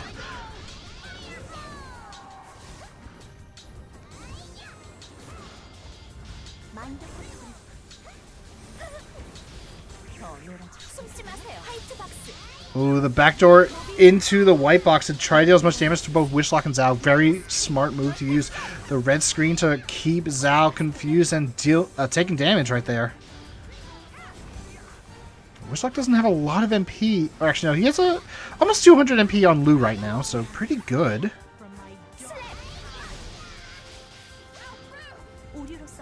Ooh, Chaz bringing up a good point. Hyperactives are available, and Code Antithesis Hyperactive Hello World is very dangerous.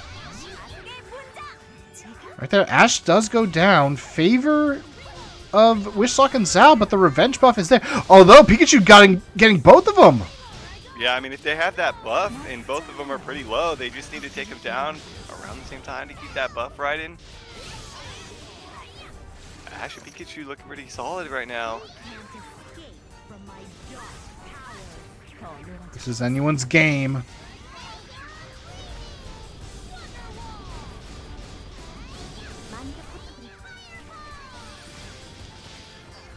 Mind Photograph catching Zhao, but unfortunately, yeah, that Wonder Wall just said no. We're gonna knock Zhao away.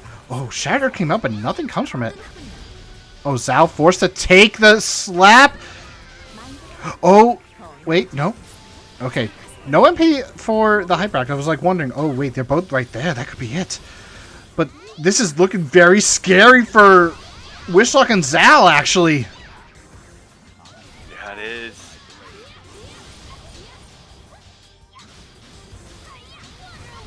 Ash and Pikachu relentless. Oh right no! Now. Okay, I thought that was Haunting Spear, but Wishlock did use the Evil Claw, was able to get out. Zhao has quite a bit of MP, but so does Pikachu, so does Ash. Oh, Artillery Nova, but it completely whiffs. And Zhao was in teleport animation, so it had the super armor. Oh, no, Ash getting caught. Oh, but no, now Pikachu getting caught. Zhao does have that awakening, though. Is able to save Wishlock. This is the first semifinal match, Tatsumaki. Yeah, it's anyone's game at this point still. Just like that, I feel like Wishlock and Zell are back into it. They only need the one elimination, but it's going to time out. It is! Oh my goodness. Oh no! Wishlock and Zal have won! Whoa! Oh my goodness. Down to the wire! They I'd be curious to know if they were looking at the time. Maybe they would have made it a more aggressive play if they had known it was going to time out and they were down the kill. That is unfortunate, Raiden. Dream Team punching in their ticket to the finals. They are not new to the finals. They were there in our last 2v2 tournament. They are back there again. I can't believe that happened.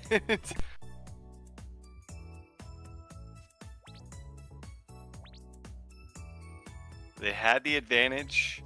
They started to lose the advantage and it dwindled, and then it times out and they're down the elim and end up dropping into that consolation match for third place. GG's though, that was a nail biter for a series. Glad we got to see that one.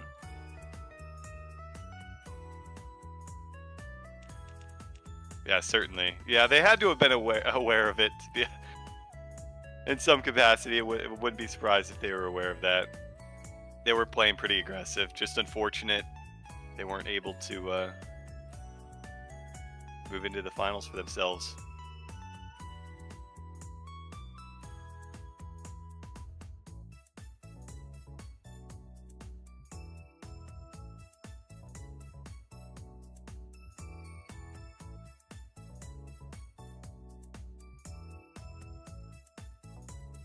All right, Raiden. Another semifinal. Teams have their fashion on point once again here.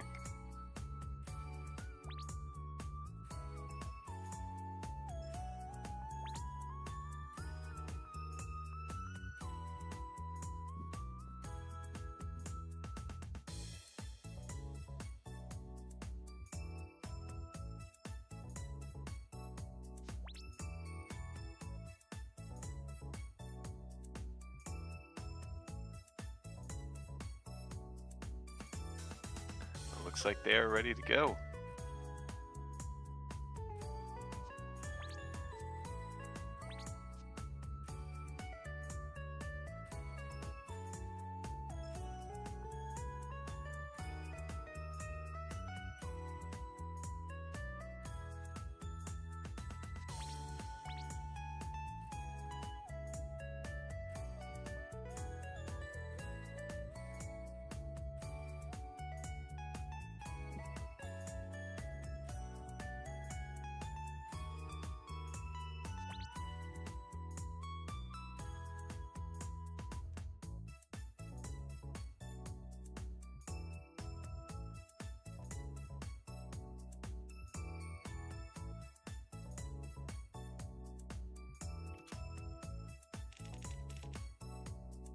Testing.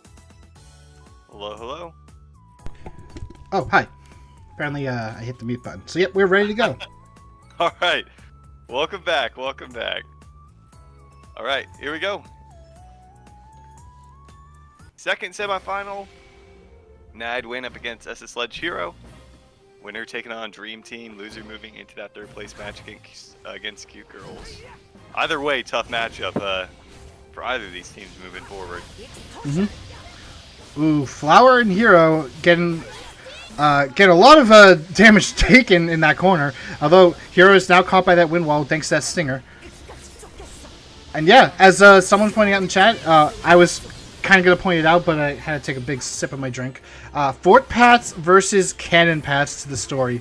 If you guys are not aware, Epic Quest story does use the Daybreaker and the Night Emperor illustrations. Sword Trace does have Splash, and both Beat and Flower are on top of each other. That's going to hurt a lot. We see the Renners fighting each other. Beat comes in to try to save Flower, but she's like, no.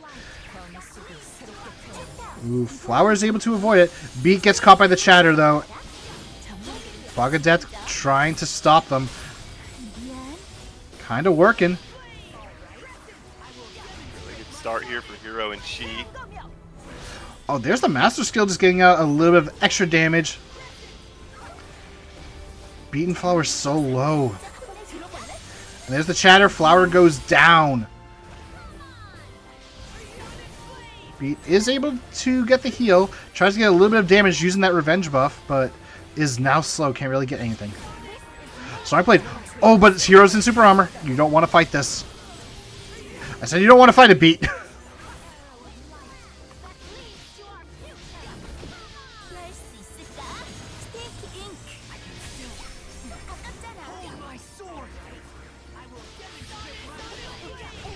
Right there, She does go down. Hero is pretty low, so we're probably going to see a bit of an even game. Both sides are very hyper-aggressive with this comp. I like to see it. And Windwall pulling in Hero, but he's in super armor. He can still get those commands out. And that's all that matters for him. Hero does go down, but the thing is, he goes down after She respawns. She did lose some resources.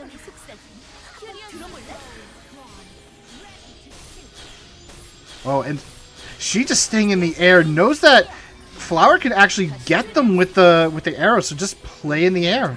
Get that free damage. Ooh, Flower loses so much health off that Sword Trace.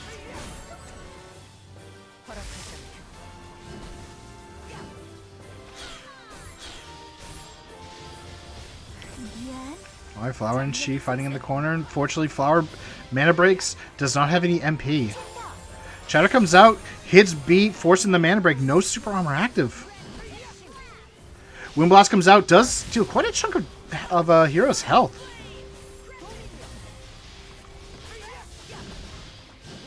And Flower goes down. Yeah, they're trying to make a statement here, right, in the semifinal. Beat does go down. Was able to get the heal.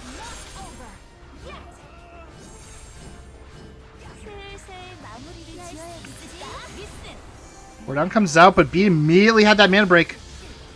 Oh, but Hero is going to have to tank. Oh, wow. Gets launched because of that arc shot. Wind Blast goes out to She because of the skill activation from Hero. Oh, that was a, whatchamacallit, an escape skill. Although Beat could not do anything. Dominate game number 1. Yeah, SS Ledge Hero taking game 1.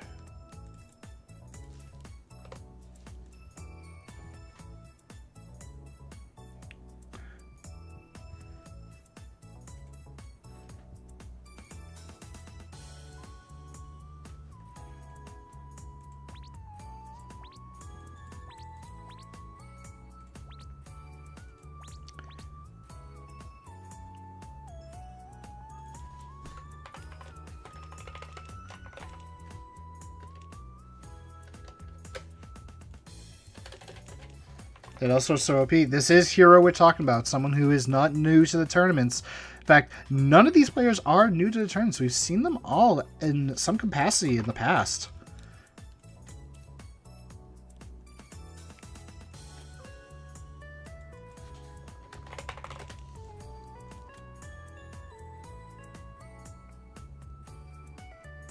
And again, both these comps are very hyper aggressive.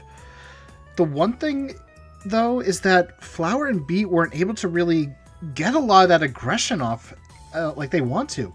In this case, like, there's going to be a lot of super armor coming out from Hero and She, so that arrow strafe is really going to hurt, but if you don't have the MP, you can't do it. Alright, you ready to go? I am ready. Here we go, game number 2, a really strong start. SS Ledge, last time Raiden, making a statement, trying to move into the finals. What do you think about this map, though, for him? Considering the renders and the arrows, we're not going to really... Well, we are going to see the arrows either way, but it's not exactly the best map. But you do have homing. Flower and Beat, though, Hero's just gonna 2v1 for a bit. And then you got the Curiosity that will catch Beat. Oh, but Windwall comes out, catching both Hero and She. Hero takes a lot of damage, but does get a lot of MP in the process. Beat is now going to be able to attack Hero for a bit, forcing the mana break.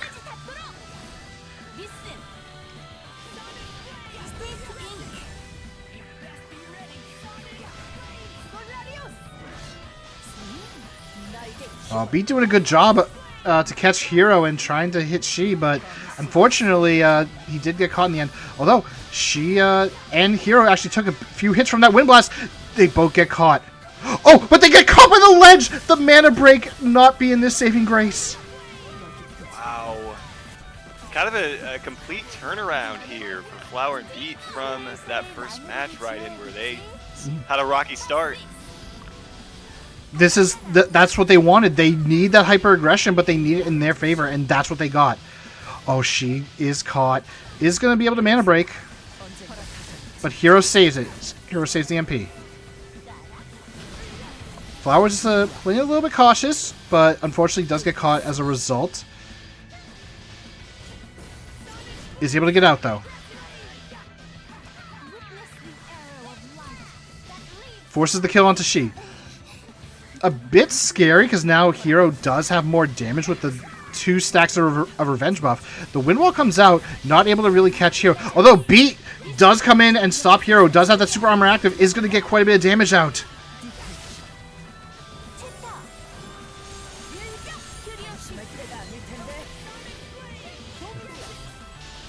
Right there, Beat and Flower taking a lot of damage. Flower is near death. Didn't want to die. Probably a good idea because they would not kill Beat and she'd lose as much resources as she has. Oh, she is able to get... Or actually, no, Flower gets a nice combo. Is actually getting both She and Hero, but does fall in the end.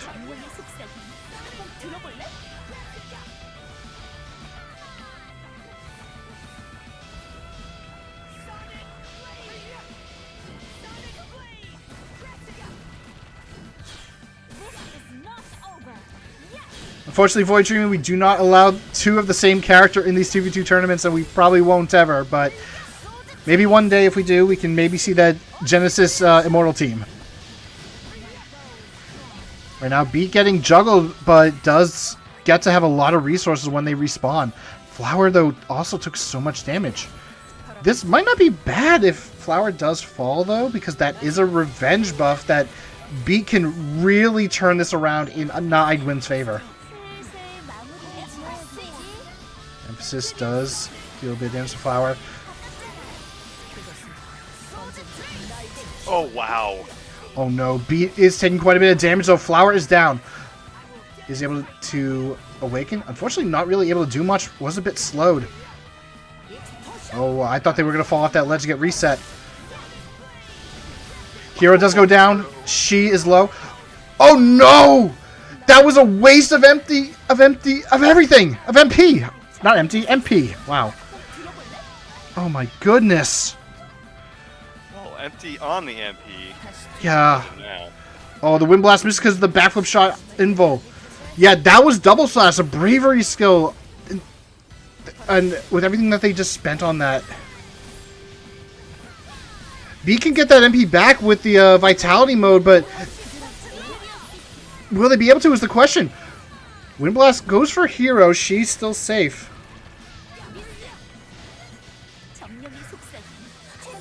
Shatter comes out. It's going for Beat. Beat is low. Oh no. They finish him off. And unfortunately, Sword Trace finishes off Beat. And that's going to send SS Ledge Hero into the finals. Nail Biter. They almost had that one, Ryan. We almost saw game number 3. We did almost see it. We are now going to go to our bronze match. This is going to determine who takes our third place prize. Storm, what is our third place prize? I'm going to defer that to you. Really? All the glory in the world. I can't recall the third place prize off the top of my head. Man, first Shimo, now you. I see how it is. And this will be another best of 3. Yep, this will be best of 3. So, in the 2v2 tournament, third place is going to take $200 cash and 20,000 kaching. This is split among both parties 50-50. So, each participant will get $100 cash and 10,000 kaching. Alright, let's bring in cute girls doing cute things. Of Pikachu and Ash.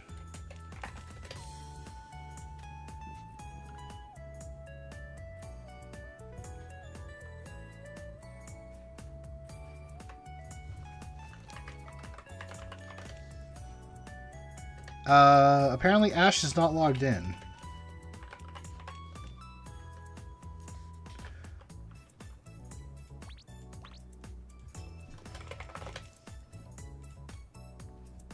For now, I'm going to invite their opponents. I'm going to go ping Ash on Discord. Let's get Ash in.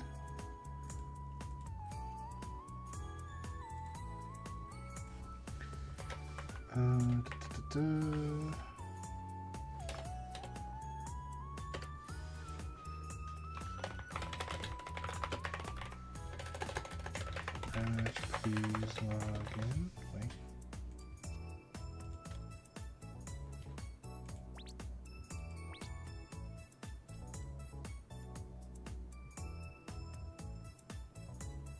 Okay, teammate is relogging. Thank you for letting us know.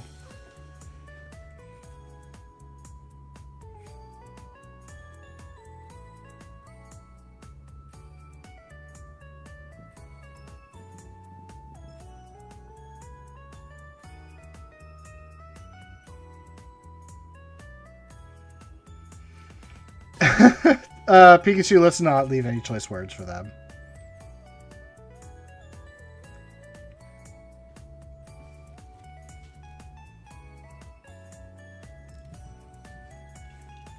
Yeah, amazing 2v2 matches that we've had so far today.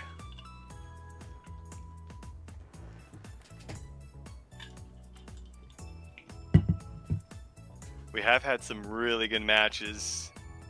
Couple best of 3 or best of 3s that went to a game 3. Almost another one there, Ryden. Mm-hmm. And a lot of matches that just went so close. Yeah, excellent across the board.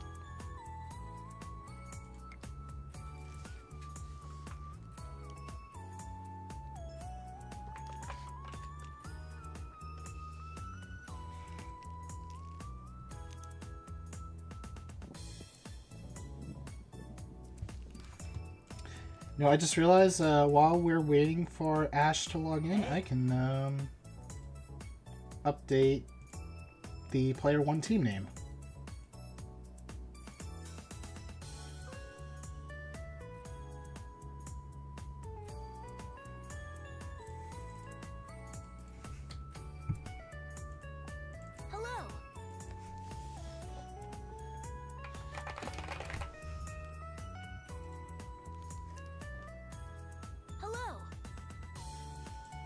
There they are.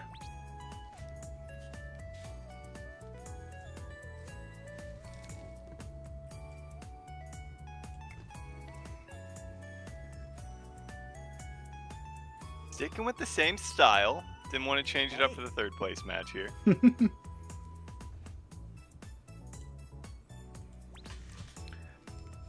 To be honest, though, could we say that them changing their styles will put them into the bronze match? I think so. Honestly, I think the angel look, the white look that they had going on there earlier, I was digging it. I really liked that. It had my approval, but they're ready to go. Just gotta check Pikachu. We're all good. All right. Best of 3 third place match. Bantus's Cave. We have not seen this map today, so Pikachu, I don't think was happy about this map. Who does catch Flower, although Beat did happen to get a good hit, but Pikachu is like, nope, here's Wonderwall.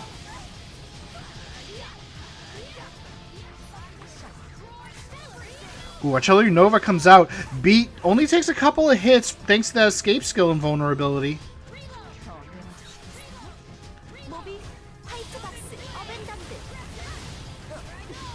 Ooh, Heaven's Fist abandoned, only catching Flower. Beat was able to stay a little bit safe. And right now, the battle of like, okay, everyone's in super armor, let's just do whatever we can do. And look at the mayhem we have.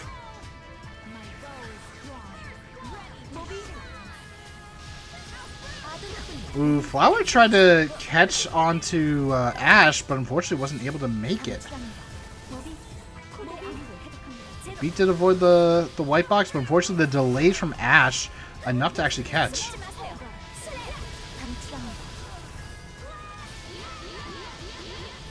Ooh, Blast Arrow actually catching both of them.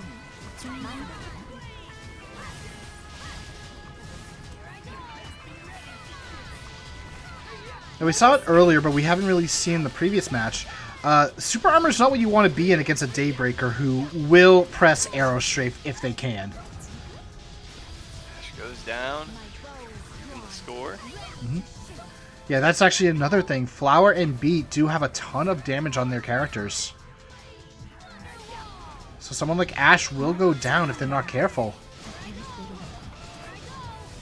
And Flower did activate that. I think it might have been a client-side Op 10. Oh, actually, nope, they did use Op 10. Never mind. Windwall does pull in Ash. Oh, and Pikachu gets caught by trying to get too close.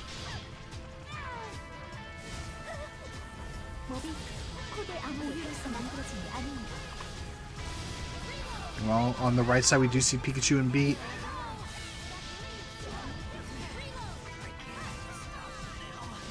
Pikachu getting the better of Beat there. Feels like, Flower and Beat, you said they played pretty aggressively. Not seeing both teams. Or, excuse me, we're not seeing Pikachu and Ash be quite as aggressive we saw SSLG in the previous matches. Mm-hmm. Yeah, SSLG Hero with the Genesis has always been hyper aggressive. Pikachu is like definitely the build MP, then nuke everything when possible. In this case, they're playing a bit more of a supportive role, but now they got that Artillery Nova.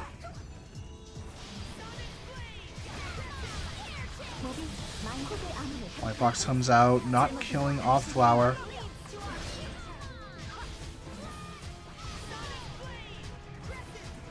Ash does go down. That's 2 deaths for Ash. Pikachu's still plenty healthy, though. Flower is... I think Flower's trying to convince Pikachu to to kill me. Just so they can get the revenge buff and potentially make Ash lose some of that MP, though nothing really going to happen. Flower is going to go down here. Beat's going to have to survive for a little bit. Oh, does catch Pikachu.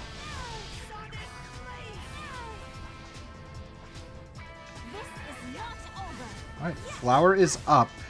Does not have an Awakening Bead, will not be able to get MP thanks to the excess Nature Force. Activates the Super Armor, but gets hit with the stun. Last arrow does not hit. This is so smart by Ash. Use the stun moves when they're in Super Armor to cancel it.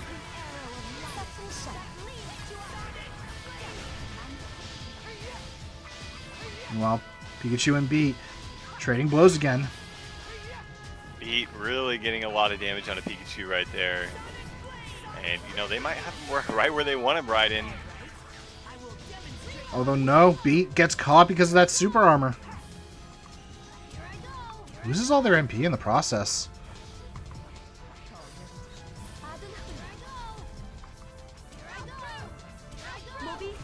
The Flower's caught by Ash once more.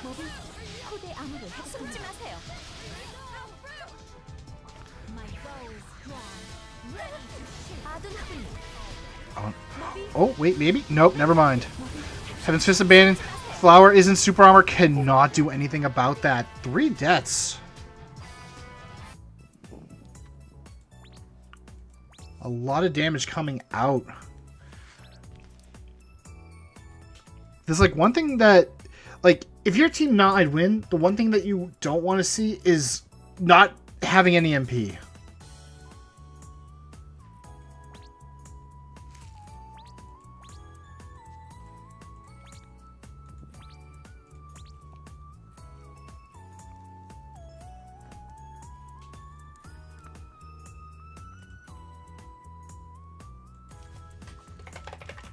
This is now the part where you have to be like, okay, take a deep breath.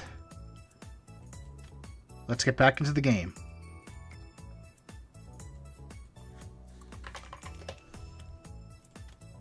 This is only game 1. There's still a game 2. And if your team not I'd win, you can make a game 3 happen. And if you're in Pikachu and Ash's case, team cute girls doing cute things, you probably want to end this fast. You want that victory.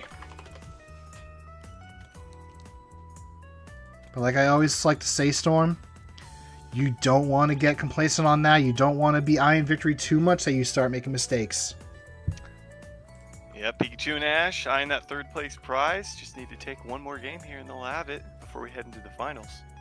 Looks like teams are ready to go. Give me one moment.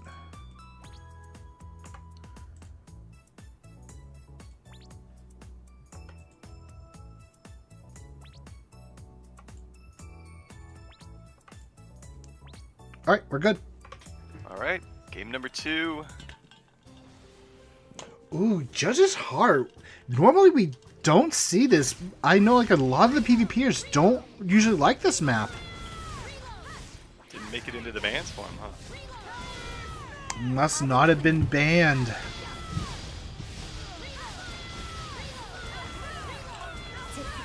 Right now, Beat kind of caught between a Pikachu and an Ash. And Pikachu did have enough for that Artillery Nova. Did hit Flower a little bit, forcing the escape skill. And now has both Beat and Flower is just going to juggle on their own.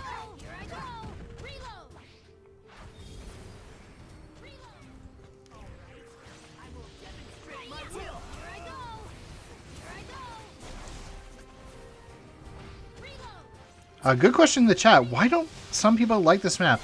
Obviously, like, every map has its quirks. This one with the jump pads, it can kind of be a bit annoying to try to hit someone, especially if you're melee. You do have this little down corner area where if you're pulled in, you could be trapped there. Right now, Beat is well, was, but Ash is now the victim. Guardian Rage comes in, pulls them both. And Pikachu is able to back blast out from that wind wall.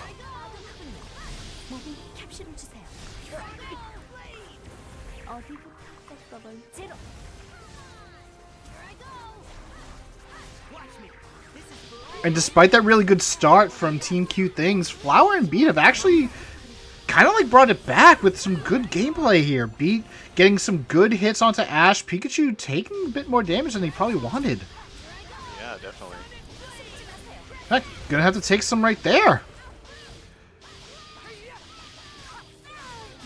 In the corner, Flower and Ash are fighting, but right now we're watching a Beat and Ash on the stream. Oh, Beat almost caught Pikachu. Ash winning out against Flower, but not without taking quite a bit of damage himself. We'll come back with 300 MP unless Pikachu manages to kill Beat before that respawn timer comes up. Very unlikely, though.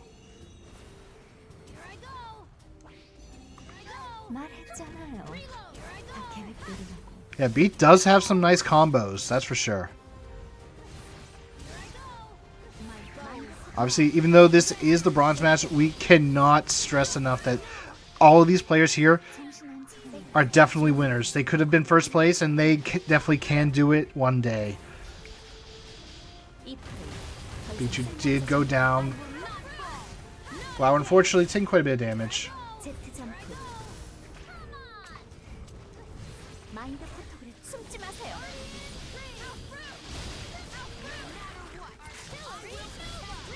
Oh, Flower! Big damage you're talking about, Raiden. Flower wasn't super armor too, so not really much that can happen. Oh, the Mind Photograph delay stops Flower's blast arrow, so Pikachu was able to just get out of it. Oh, Flower unfortunately decided, I'm going to stop attacking and get some charge because Pikachu can't do anything, but no.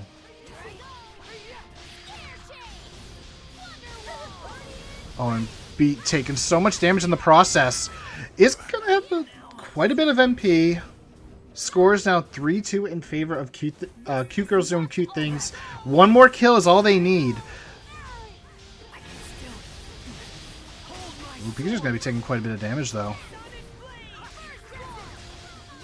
Oh, that guard doing a lot of work, though. Wind Blast comes out. Ash is going to mana break, but still takes quite a chunk of their health off. Stinger comes out. Blast Arrow, but not really getting anything. Probably just for the safety. Wind Blast going to catch Pikachu, but the shell comes out. Guardian Rage not able to catch anything. Ooh, Pikachu does get hit by the L's Aspiration. Beat is able to keep attacking. Pikachu is not being stopped. And just like that, Flower and Beat are getting super close to actually taking this. But Flower is getting way too low.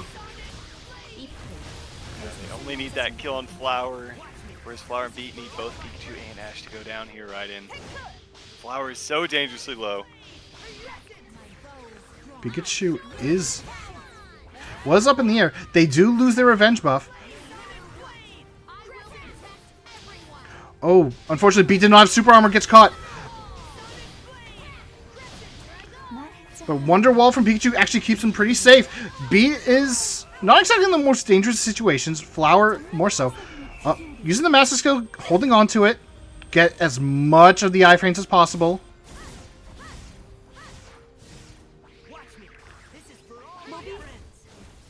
Oh, nice try with the Mind Photograph X. Hit from Ash to try to hit, but it missed. But the white box is enough to secure the kill. Pikachu and Ash are your third place winners, ladies and gentlemen. Congratulations to them. Looked like Flower and Beat could have pulled that one back, right? And they had the advantage, but not going to be the case. Mm-hmm. They're going to be going home with 4th place. From Shanae in the chat, almost had Ob 10 up. That's probably why they use that Master Skill. Delay as much as possible with the iframes, and then once Ob 10 comes up, use it to your advantage. Maybe get back a little bit of MP and not take any damage. But unfortunately, it wasn't enough.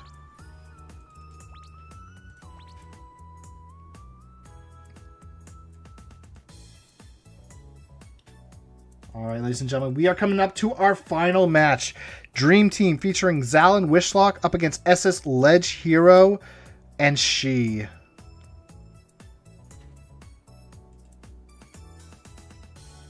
It's a best of 5 as well, so a lot of opportunity to make some adjustments strategy-wise. See a variety of maps as well. I think we're in for a good one. That we are. In this case, Wishlock and Zal are defending their 2v2 championship title. They are the tag team champions in this league. So we'll have to see if they can maintain or hold on to those. Or will we be crowning a new tag team champion with SSLG Hero and She? When can you get your keychain? You know what? This is a good segue. We do have Lithia Chibi keychains, posters, a mousepad, and a 2024 calendar available as part of our Lithia pre-registration event going on until the beginning of the new year. Ladies and gentlemen, make sure you are signed up, pre-register, because those could be yours. In fact, just signing up will get you a cube for Lithia on release to help you in your journey with this new character to prepare and probably main her. One thing is for sure though, PvP tournaments next year are definitely going to be interesting for the sole fact that we will have Lithia available, and we're going to have to see how she changes the PvP meta. Storm, would you like to add anything? I'm excited to see it. Lithia looks like a fun character. I'm excited to try her out. I'm excited to see the finals here as well. Yeah, Zal was logged in. Oh, has to restart. Okay.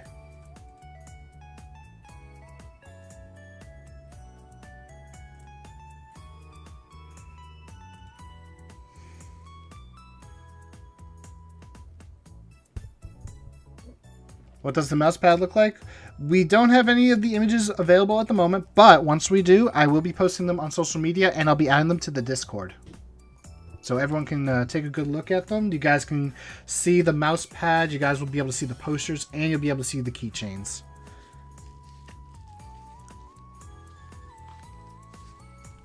A mousepad of Raiden? No.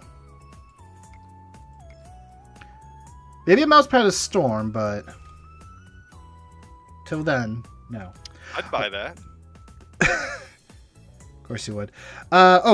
Before I forget, I unfortunately I did not do this last week during the 1v1s, but I would like to do that. Do it for this one. We're gonna do a prediction.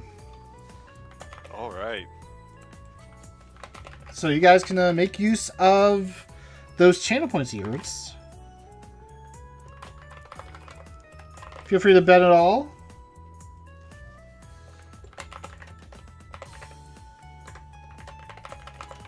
Or don't.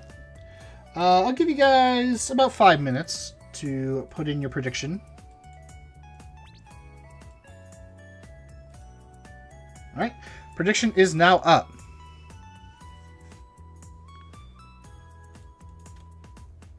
I do see Zal in the waiting. There we go. Yes, will you be betting on Wishlock or Wishlock and Zal, or She and SSLG Hero?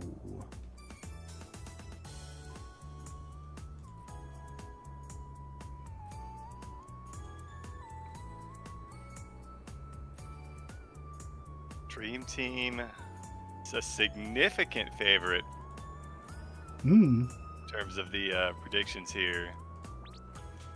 Not surprising given how well they've done, but you know, SS Sledge Hero, they have also been dominating their matches.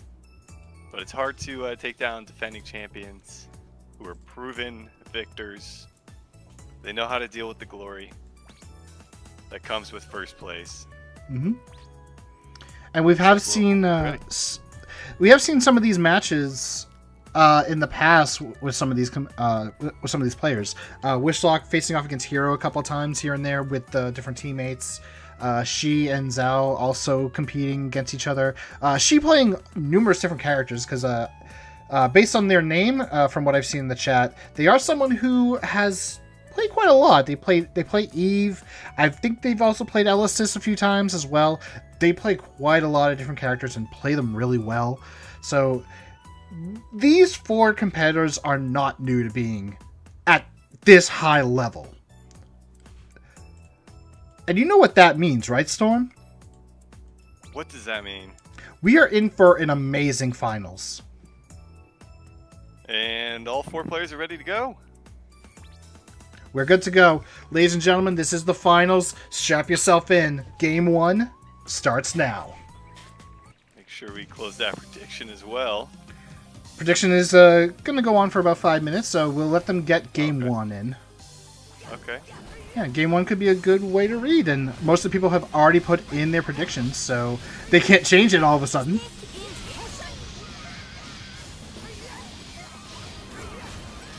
And right away, we're seeing so much aggression from both sides.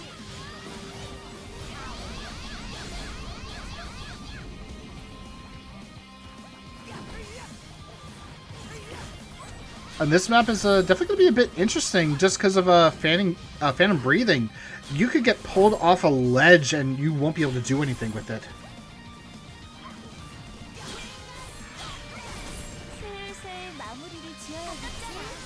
Oh, she's using that swing to try to catch both. Only catches Zal. Oh, the curiosity, though. That is a 3D hitbox, ladies and gentlemen. That is going to hit you even in the front.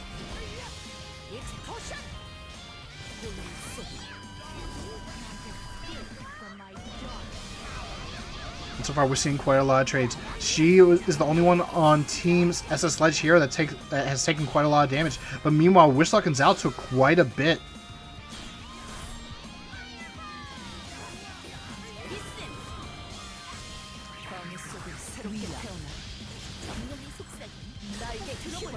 Hero catching Zal. Zal does fall, though. She is forced to take some damage from Wishlock. Oh, Deathfield comes out. Doesn't seem like it really got anyone, though.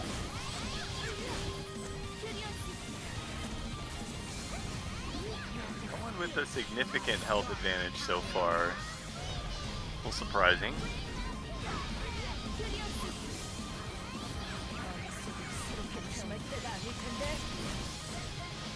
Ooh, Zal was in super armor after activating the hyper acceleration, but unfortunately it wasn't enough to stop them, or stop Hero from actually being able to kill them. Meanwhile, on the other side, she did go down to Wishlock. Wishlock, though, is getting attacked by Hero. Hero is very healthy.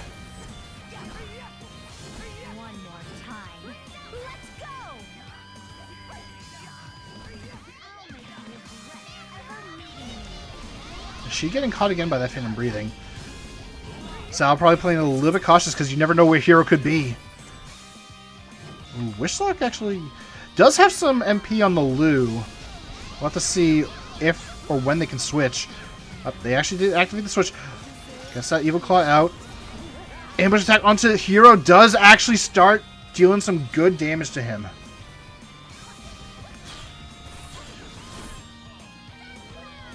Dark Cloud comes out as well as a Hellstone. Did hit She a little bit.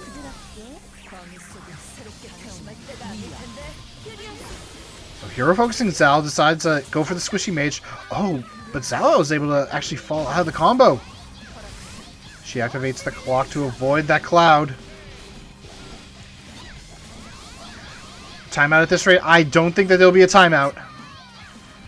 Hero does go down 2-1 in favor of Dream Team.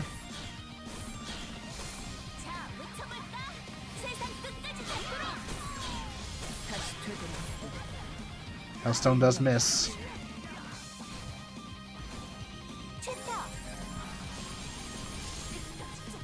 Ooh, Cheddar comes out, but Zal did stop it with the Ob-10. Wishlock jumped right into it, though, I think, with and happened to absorb it. Helps Zal, but does get the kill. Although that may not be the worst thing. It does remove the revenge buff for Hero and She.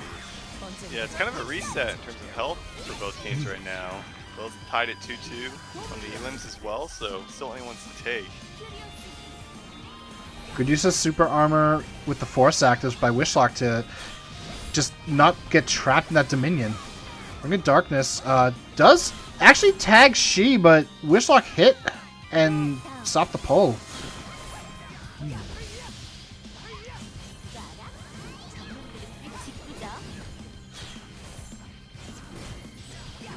2.5 minutes currently remaining on the clock.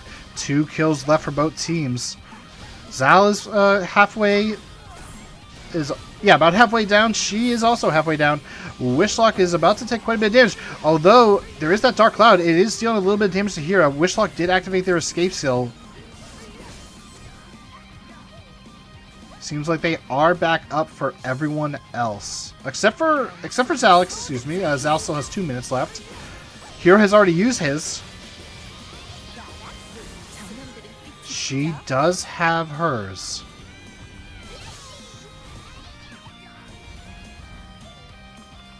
Wishlock is pretty low. Zal pretty low as well. This is a pretty dangerous moment. Emphasis actually hitting both Zal and Wishlock, doing quite a lot of damage. Wishlock's going to be really careful right now. Oh no, Zal's probably going to go down very soon. Wishlock, Let's go down. Get some good hits onto Hero. And now the two of them are trading, but Wishlock is not in the best spot right now. Oh, but Zal spawning in gets that kill. She is able to get the healing using both the hyper acceleration and the Obten to get in there safely. Very nice work.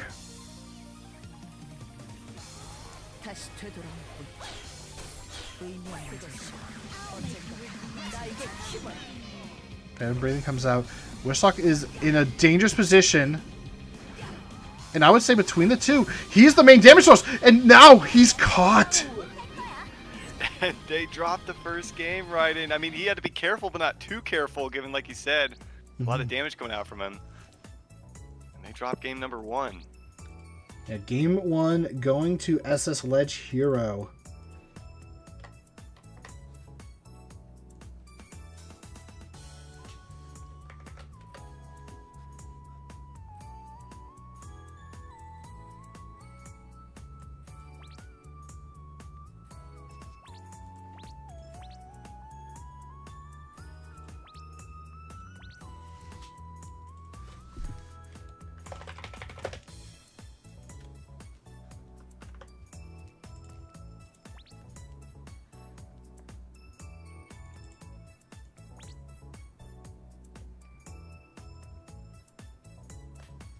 The interesting thing, though, is that this is, again, best of 5. So, game 1, it's okay. Game 2, you start to worry a little bit. Game 3 is when you gotta bring that back if you're not really focused. But there's one thing that I have learned in my years watching these PvP tournaments with these players. Sometimes you just need a match to, you know, use as a data round. Get that info and see how can we actually do this? Everyone is ready. Here we go. Game number 2. Will we see Dream Team pull it back and even the score?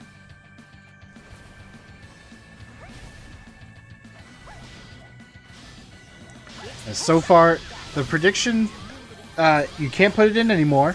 However, 73% have voted for Dream Team, 27% for SS Ledge Hero. Sledge Hero is currently up 1 game. Ooh, Wishlock getting a good chunk of damage onto She. There's the assimilation, but unfortunately, that was a perfectly placed Phantom Breeding, catching both Hero and She. She has no MP, but has taken so much health.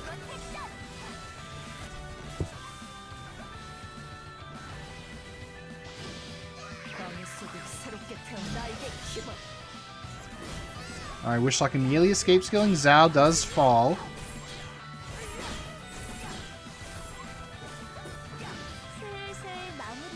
Yeah, go ahead, chat. Feel free to cheer on your favorite teams right now.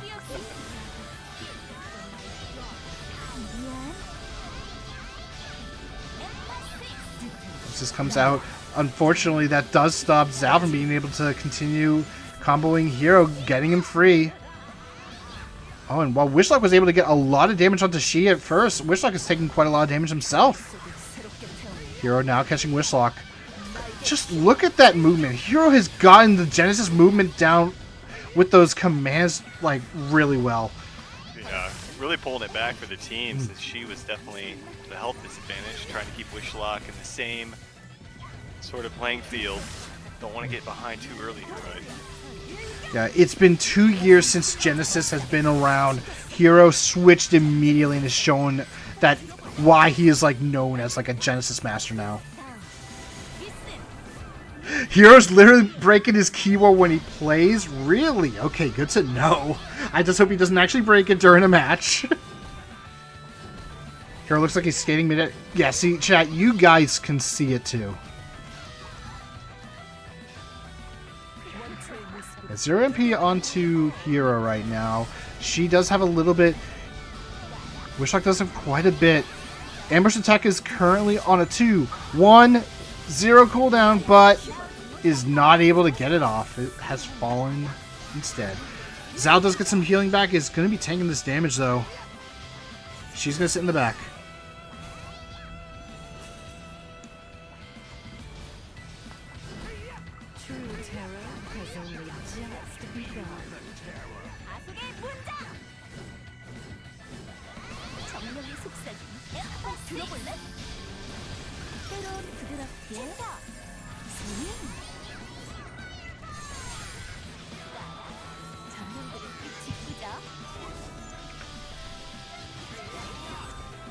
Nice Dark Crescent by Wishlock to save their partner. Getting a lot of that damage out too. She is at half health again.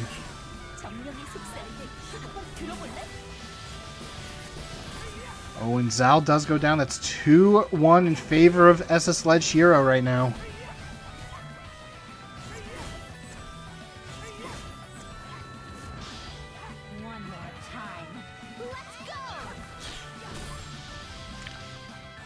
Zal does come in with a lot of MP. It is going after Hero. I'm surprised that they didn't go after She, but then again, She is kind of been easier to take care of. There's a Shattered Earth to stop everything that she can do. Wishlock, relentless here. Gonna end up taking him down. Yeah, that was one to lead. Smart by Wishlock. Just use what you can to let L's Aspiration get those final hits. Because that is a lot of damage that can come out. Ooh, Zal's able to get out, catches Hero. Forcing the escape skill. Curiosity comes out, but Zal is out of there. Shatter comes out as well. Wishlock getting caught. Oh, but the Phantom Breathing forcing them in the air. Oh, I think Wishlock missed with that because of She being in midair.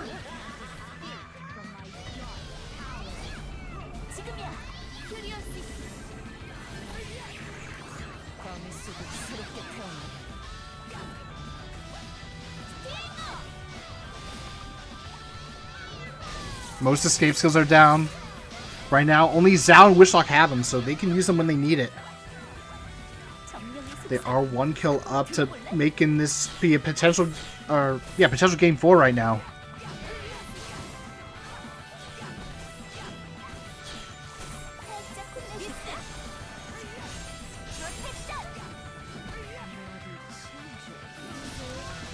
Supreme Punishment just to get some damage out. Does catch She.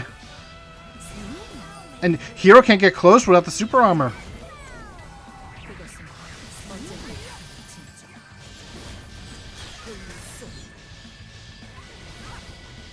Zal is taking quite a few hits. Does mana break.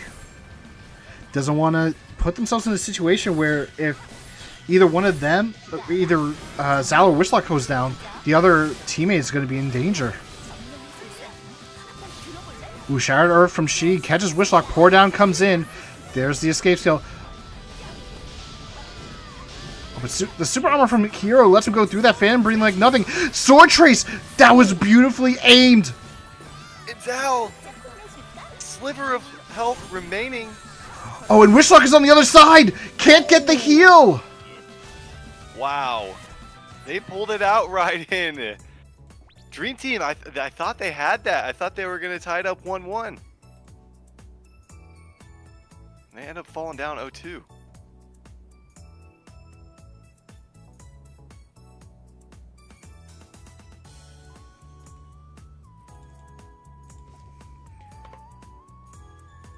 Sal and Wishlock were in a pretty good spot right there, but Hero, the sword trace, perfectly aimed to hit both Zal and Wishlock. Very, very good.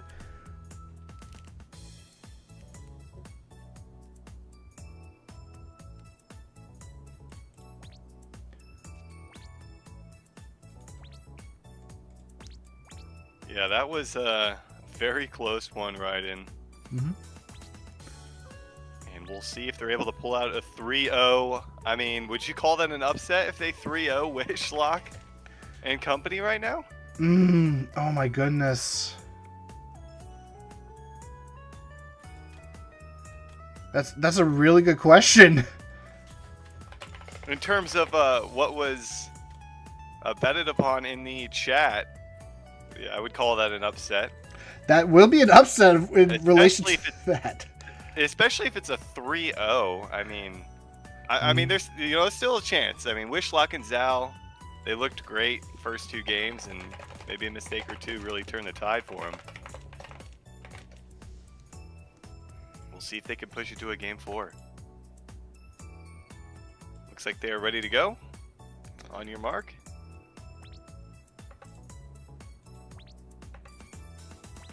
You can go. Alrighty, here we go. Yep, Game number 3.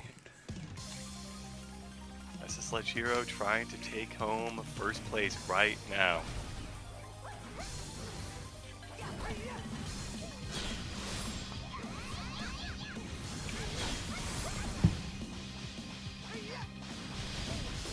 They're really not going to waste any time getting into it here. They're really not. And Tatsumaki asking a very interesting question right now. Would this make Hero the first 1s and 2s winner back-to-back? I think that there is... I think someone may have won 1s and 2s in the past. Like back-to-back.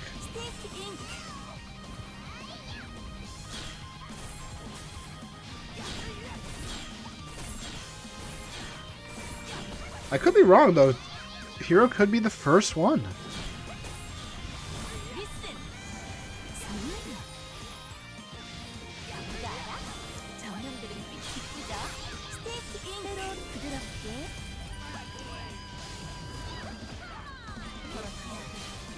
Unfortunately for Wishlock, she was able to dodge those hits. Hero does actually take quite a bit of hit of damage as well, though, thanks to that Phantom Breathing. Ooh, she gets caught in the Phantom Breathing. Zal not going for Hero in this case.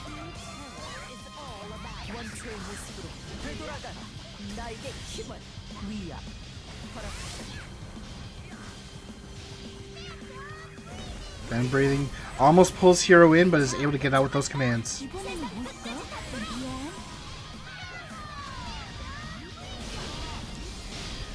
Oh, both Hero and she, though, caught. Wishlock can get some good damage out. Yaziel's Aspiration does hit Hero. Oh, and now Zal pulling them both in again. Oh, but unfortunately, on the very corner, they fall down.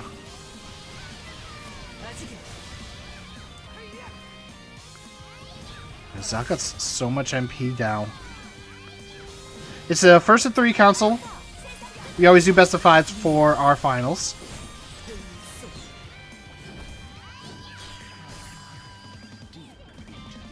Sun comes in, but no, not gonna use that delay.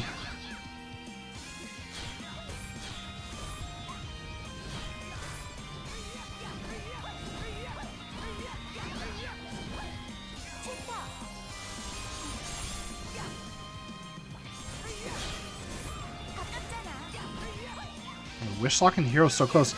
Oh, she does actually survive a little bit. Does have to sacrifice the MP. Sword Trace. Oh, unfortunately, the delay actually lets Zal get out of there. Both Wishlock and Hero go down to the Shattered Earths.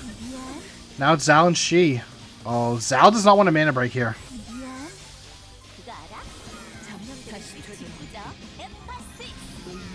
Getting a lot of good damage out on the Zal. Oh, she is going to take quite a bit of damage, though. Ooh, Wishlock, unfortunately, getting interrupted by Hero. Phantom Breeding, though, is going to pull him in. Chatter kind of just hitting Zal to stop them from getting anything. And Supreme Punishment, unfortunately, not enough to keep Hero in play. Oh, Zal getting caught by Hero.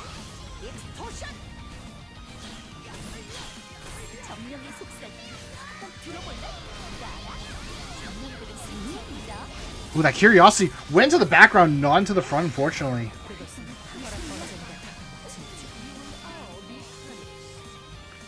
So many delays coming out. Zal is still somehow alive. Hero hasn't had the opportunity to finish him off. Wishlock doing a good job, I think, of locking him down. Hero has taken a lot of damage, though. But right now, Wishlock, does use the escape skill. Zal does go down.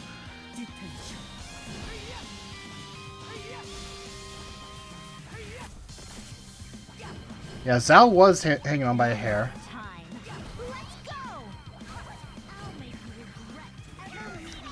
Hellstone does... Oh, that's a lot of damage.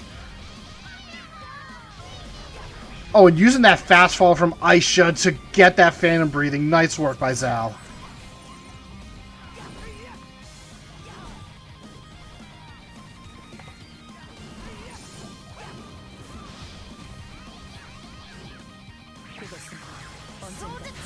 Ooh, Sword Trace. That's a lot of damage that Wishlock has to take right there. 2 minutes are left. That is Hero down. Wishlock is going to take a lot of damage. Although right there... Oh, no. There's the Stinger. Knew what was coming.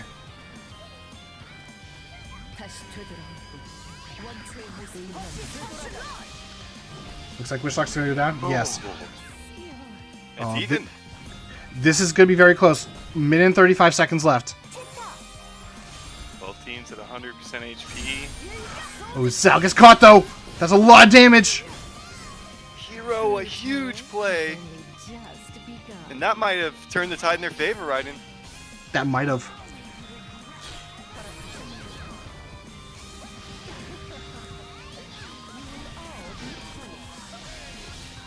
Oh, first she gets caught in mana breaks, and then Hero kind of takes a few hits, but unfortunately not able to do much with it. Because that's super armor. There's the Phantom Breathing. It's catching both of them, though. And that's not what you want. Phantom Breathing actually did tag Hero, but Hero has super armor. And she did take quite a bit of damage.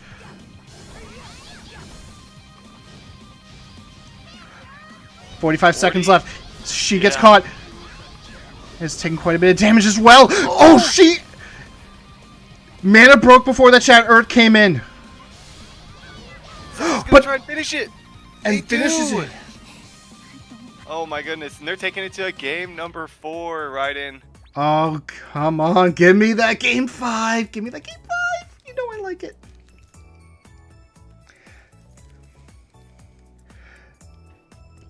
Is Apollyon 0 damage in this setting? Apollyon has been changed as part of the recent Luciel stuff, with the combination points now, or the bravery skills now cost MP for all the classes, but the combination points now are used to boost up the effects of the bravery skills. In this case, Apollyon is damage bonus, if I remember correctly. In this case, I'm actually surprised that Wishlock doesn't like bring... actually, never mind. I know why Wishlock is not bringing it. Why use 300 MP for that when you can use your ambush attack?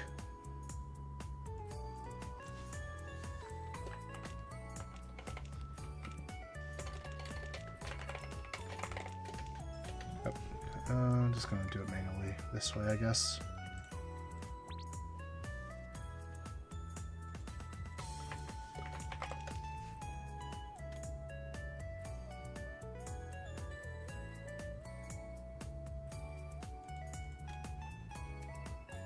Let me add that point for Dream Team. They definitely deserve it there.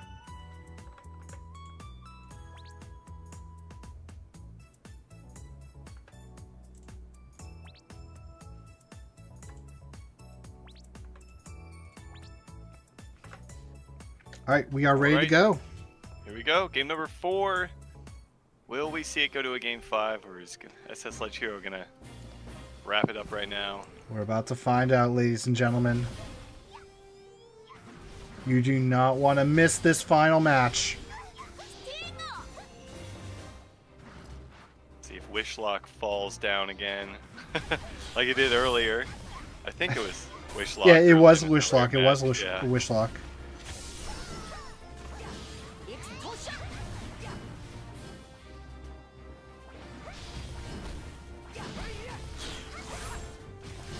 And we should probably mention this. Second place will be taking $300 cash and 30,000 kaching split amongst both competitors.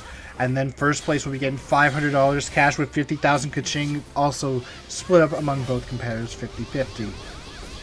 So that's $250 cash each for first place.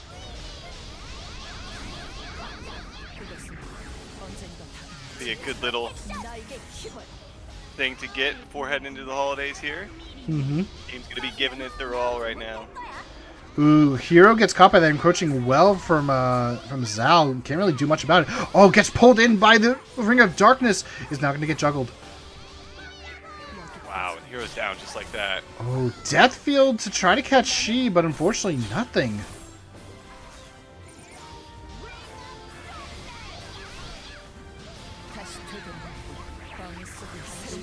Oh, and there's the Sword Trace. Going to hurt Wishlock quite a bit. She is freed.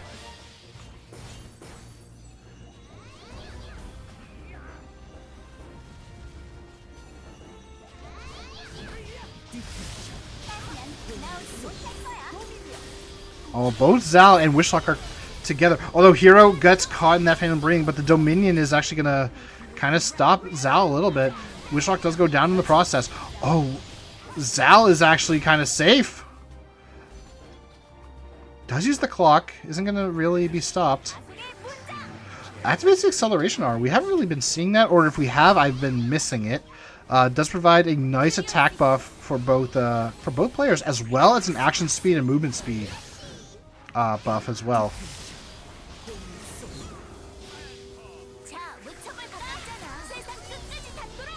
Phantom Breathing going behind.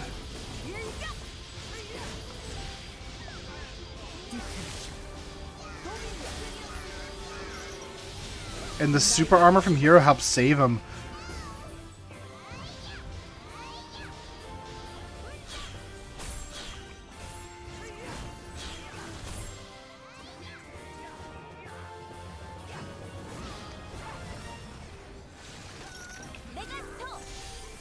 Wishlock does take that hit. Nothing really followed up, though. I did hear El's Desperation hitting someone, but it seems like it might have been hitting Hero. Wishlock, though, taking quite a bit of damage in the process. Stone does catch Hero, forcing that mana break.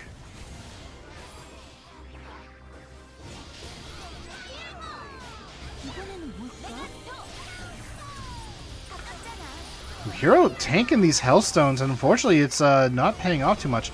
The ambush attack comes out, but Hero did mana break it, but falls right back into that Phantom Breathing. Hero really hasn't been able to get anything going, and as I say that, going to try and turn it around onto Zal. She, though, getting attacked by Wishlock. In fact, I'm going to say they're going to get ambushed.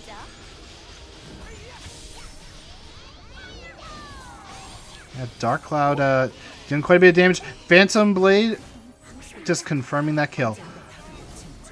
Dark Crescent comes out, not really able to hit anything. Oh, but Hero's caught. Ooh, I'm surprised they probably didn't try to die and make use of Revenge buff. Although right now, oh, Hero almost getting a little bit too close, but did get safe. And bringing on to She. She does still have a lot of MP even with that break.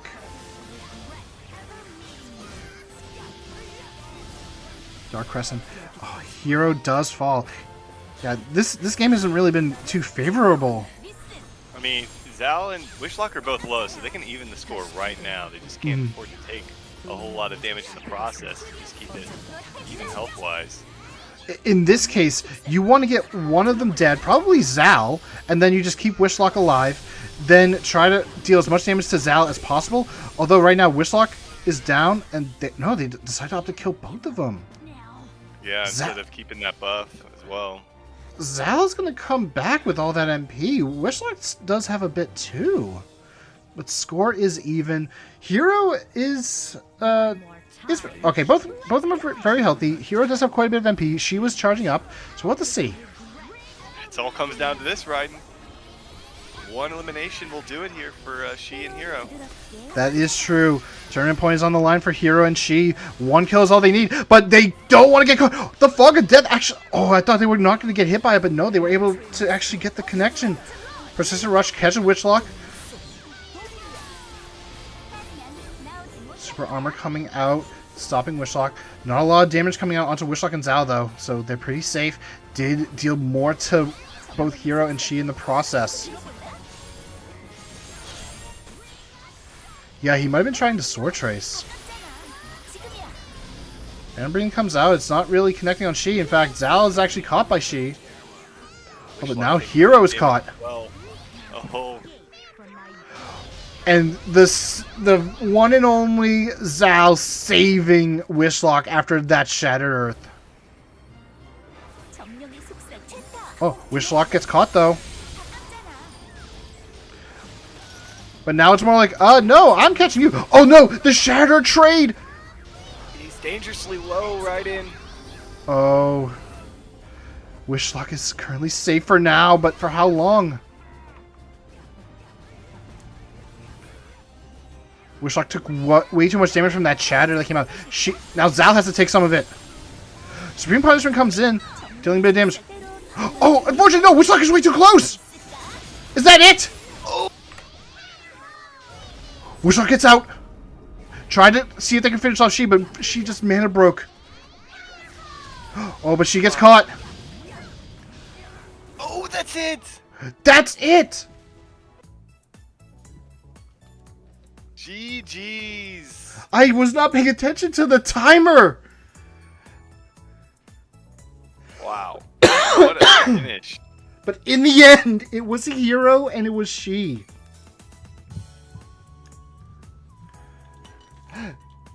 Storm, we got so excited and, like, so Wishlock tunneled on went that. back into it. I think he must have noticed as well, yeah, and it just wasn't enough. Yeah, like, we just got so into it that we forgot that there's a timer!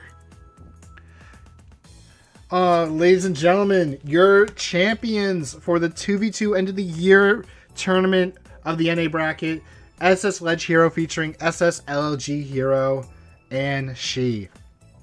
And as She pointed out, double champion for SS LLG Hero. I'm sure he is, I'm pretty sure he's like cheering right now. I could probably hear it right now.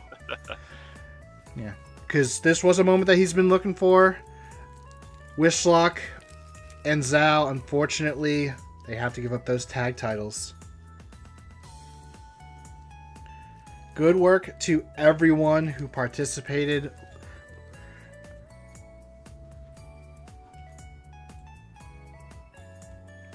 Let me go wrap up our challenge bracket. Oh man, I was so close to seeing a game 5. So close. But, I mean, that was a terrific set of games either way. Mm-hmm. Alright, as a reminder, ladies and gentlemen, your third place bronze winners is Cute Girls Doing Cute Things featuring Pikachu and Ash. They'll be taking $100 cash prize each and 10,000 kaching each, totaling at $200 and 20,000. For our second place winners, Dream Team of Zal and Wishlock, they'll be taking a combined total of $300 cash and 30,000 kaching. That's $150 each and 15,000 kaching each.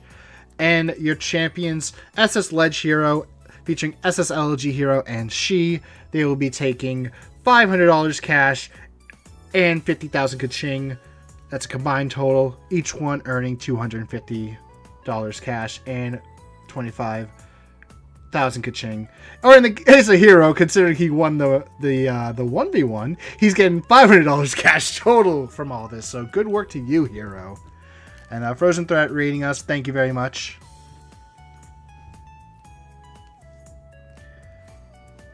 All right, Storm, do you have any final words to close out this tournament? No joke, no joke. But I'll just say, you know, it's an excellent set of games. Unfortunately, we didn't see a game number 5, but we had a few game 3s in our best of 3s, so couldn't have asked for a better showing. Congrats to all of our participants, and thanks for everyone for joining us tonight. And for all you guys in chat who participate in the prediction, there are your points if you voted for SS Ledge Hero. Hopefully, let me see. I want to see.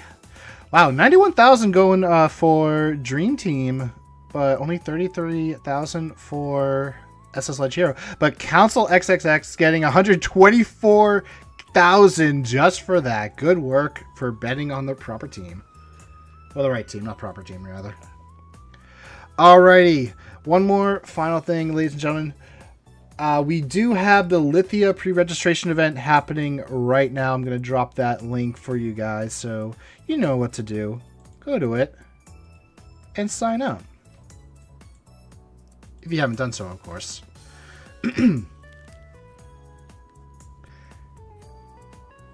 We'll be giving out Lithia's pre-registration cube as part of her release, which will give you a lot of nifty items to help start your journey with her. And there's, of course, the launch sweepstakes, where you could be the winner of a Lithia poster, gaming mousepad, chibi keychain, and 2024 calendar. I know I'm entering because I want to win those.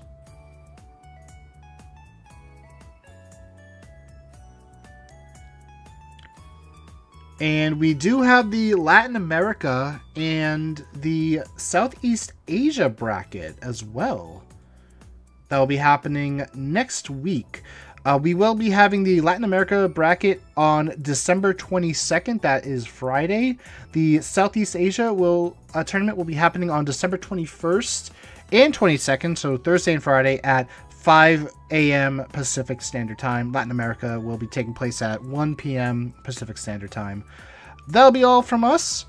Thank you all to the NA player base for joining in this tournament, showing off that, you know, they have the best amount of skill here. Let's be honest. And of course, giving us a nice way to close out the end. We're definitely going to probably have some more tournaments next year, so we'll see what changes we'll be making. Lithia coming out will definitely bring some changes to the PvP meta, so we'll see how that affects things. With that said, I am GM Raiden. I'm GM Storm. And we want to thank you all for watching, and have a good night.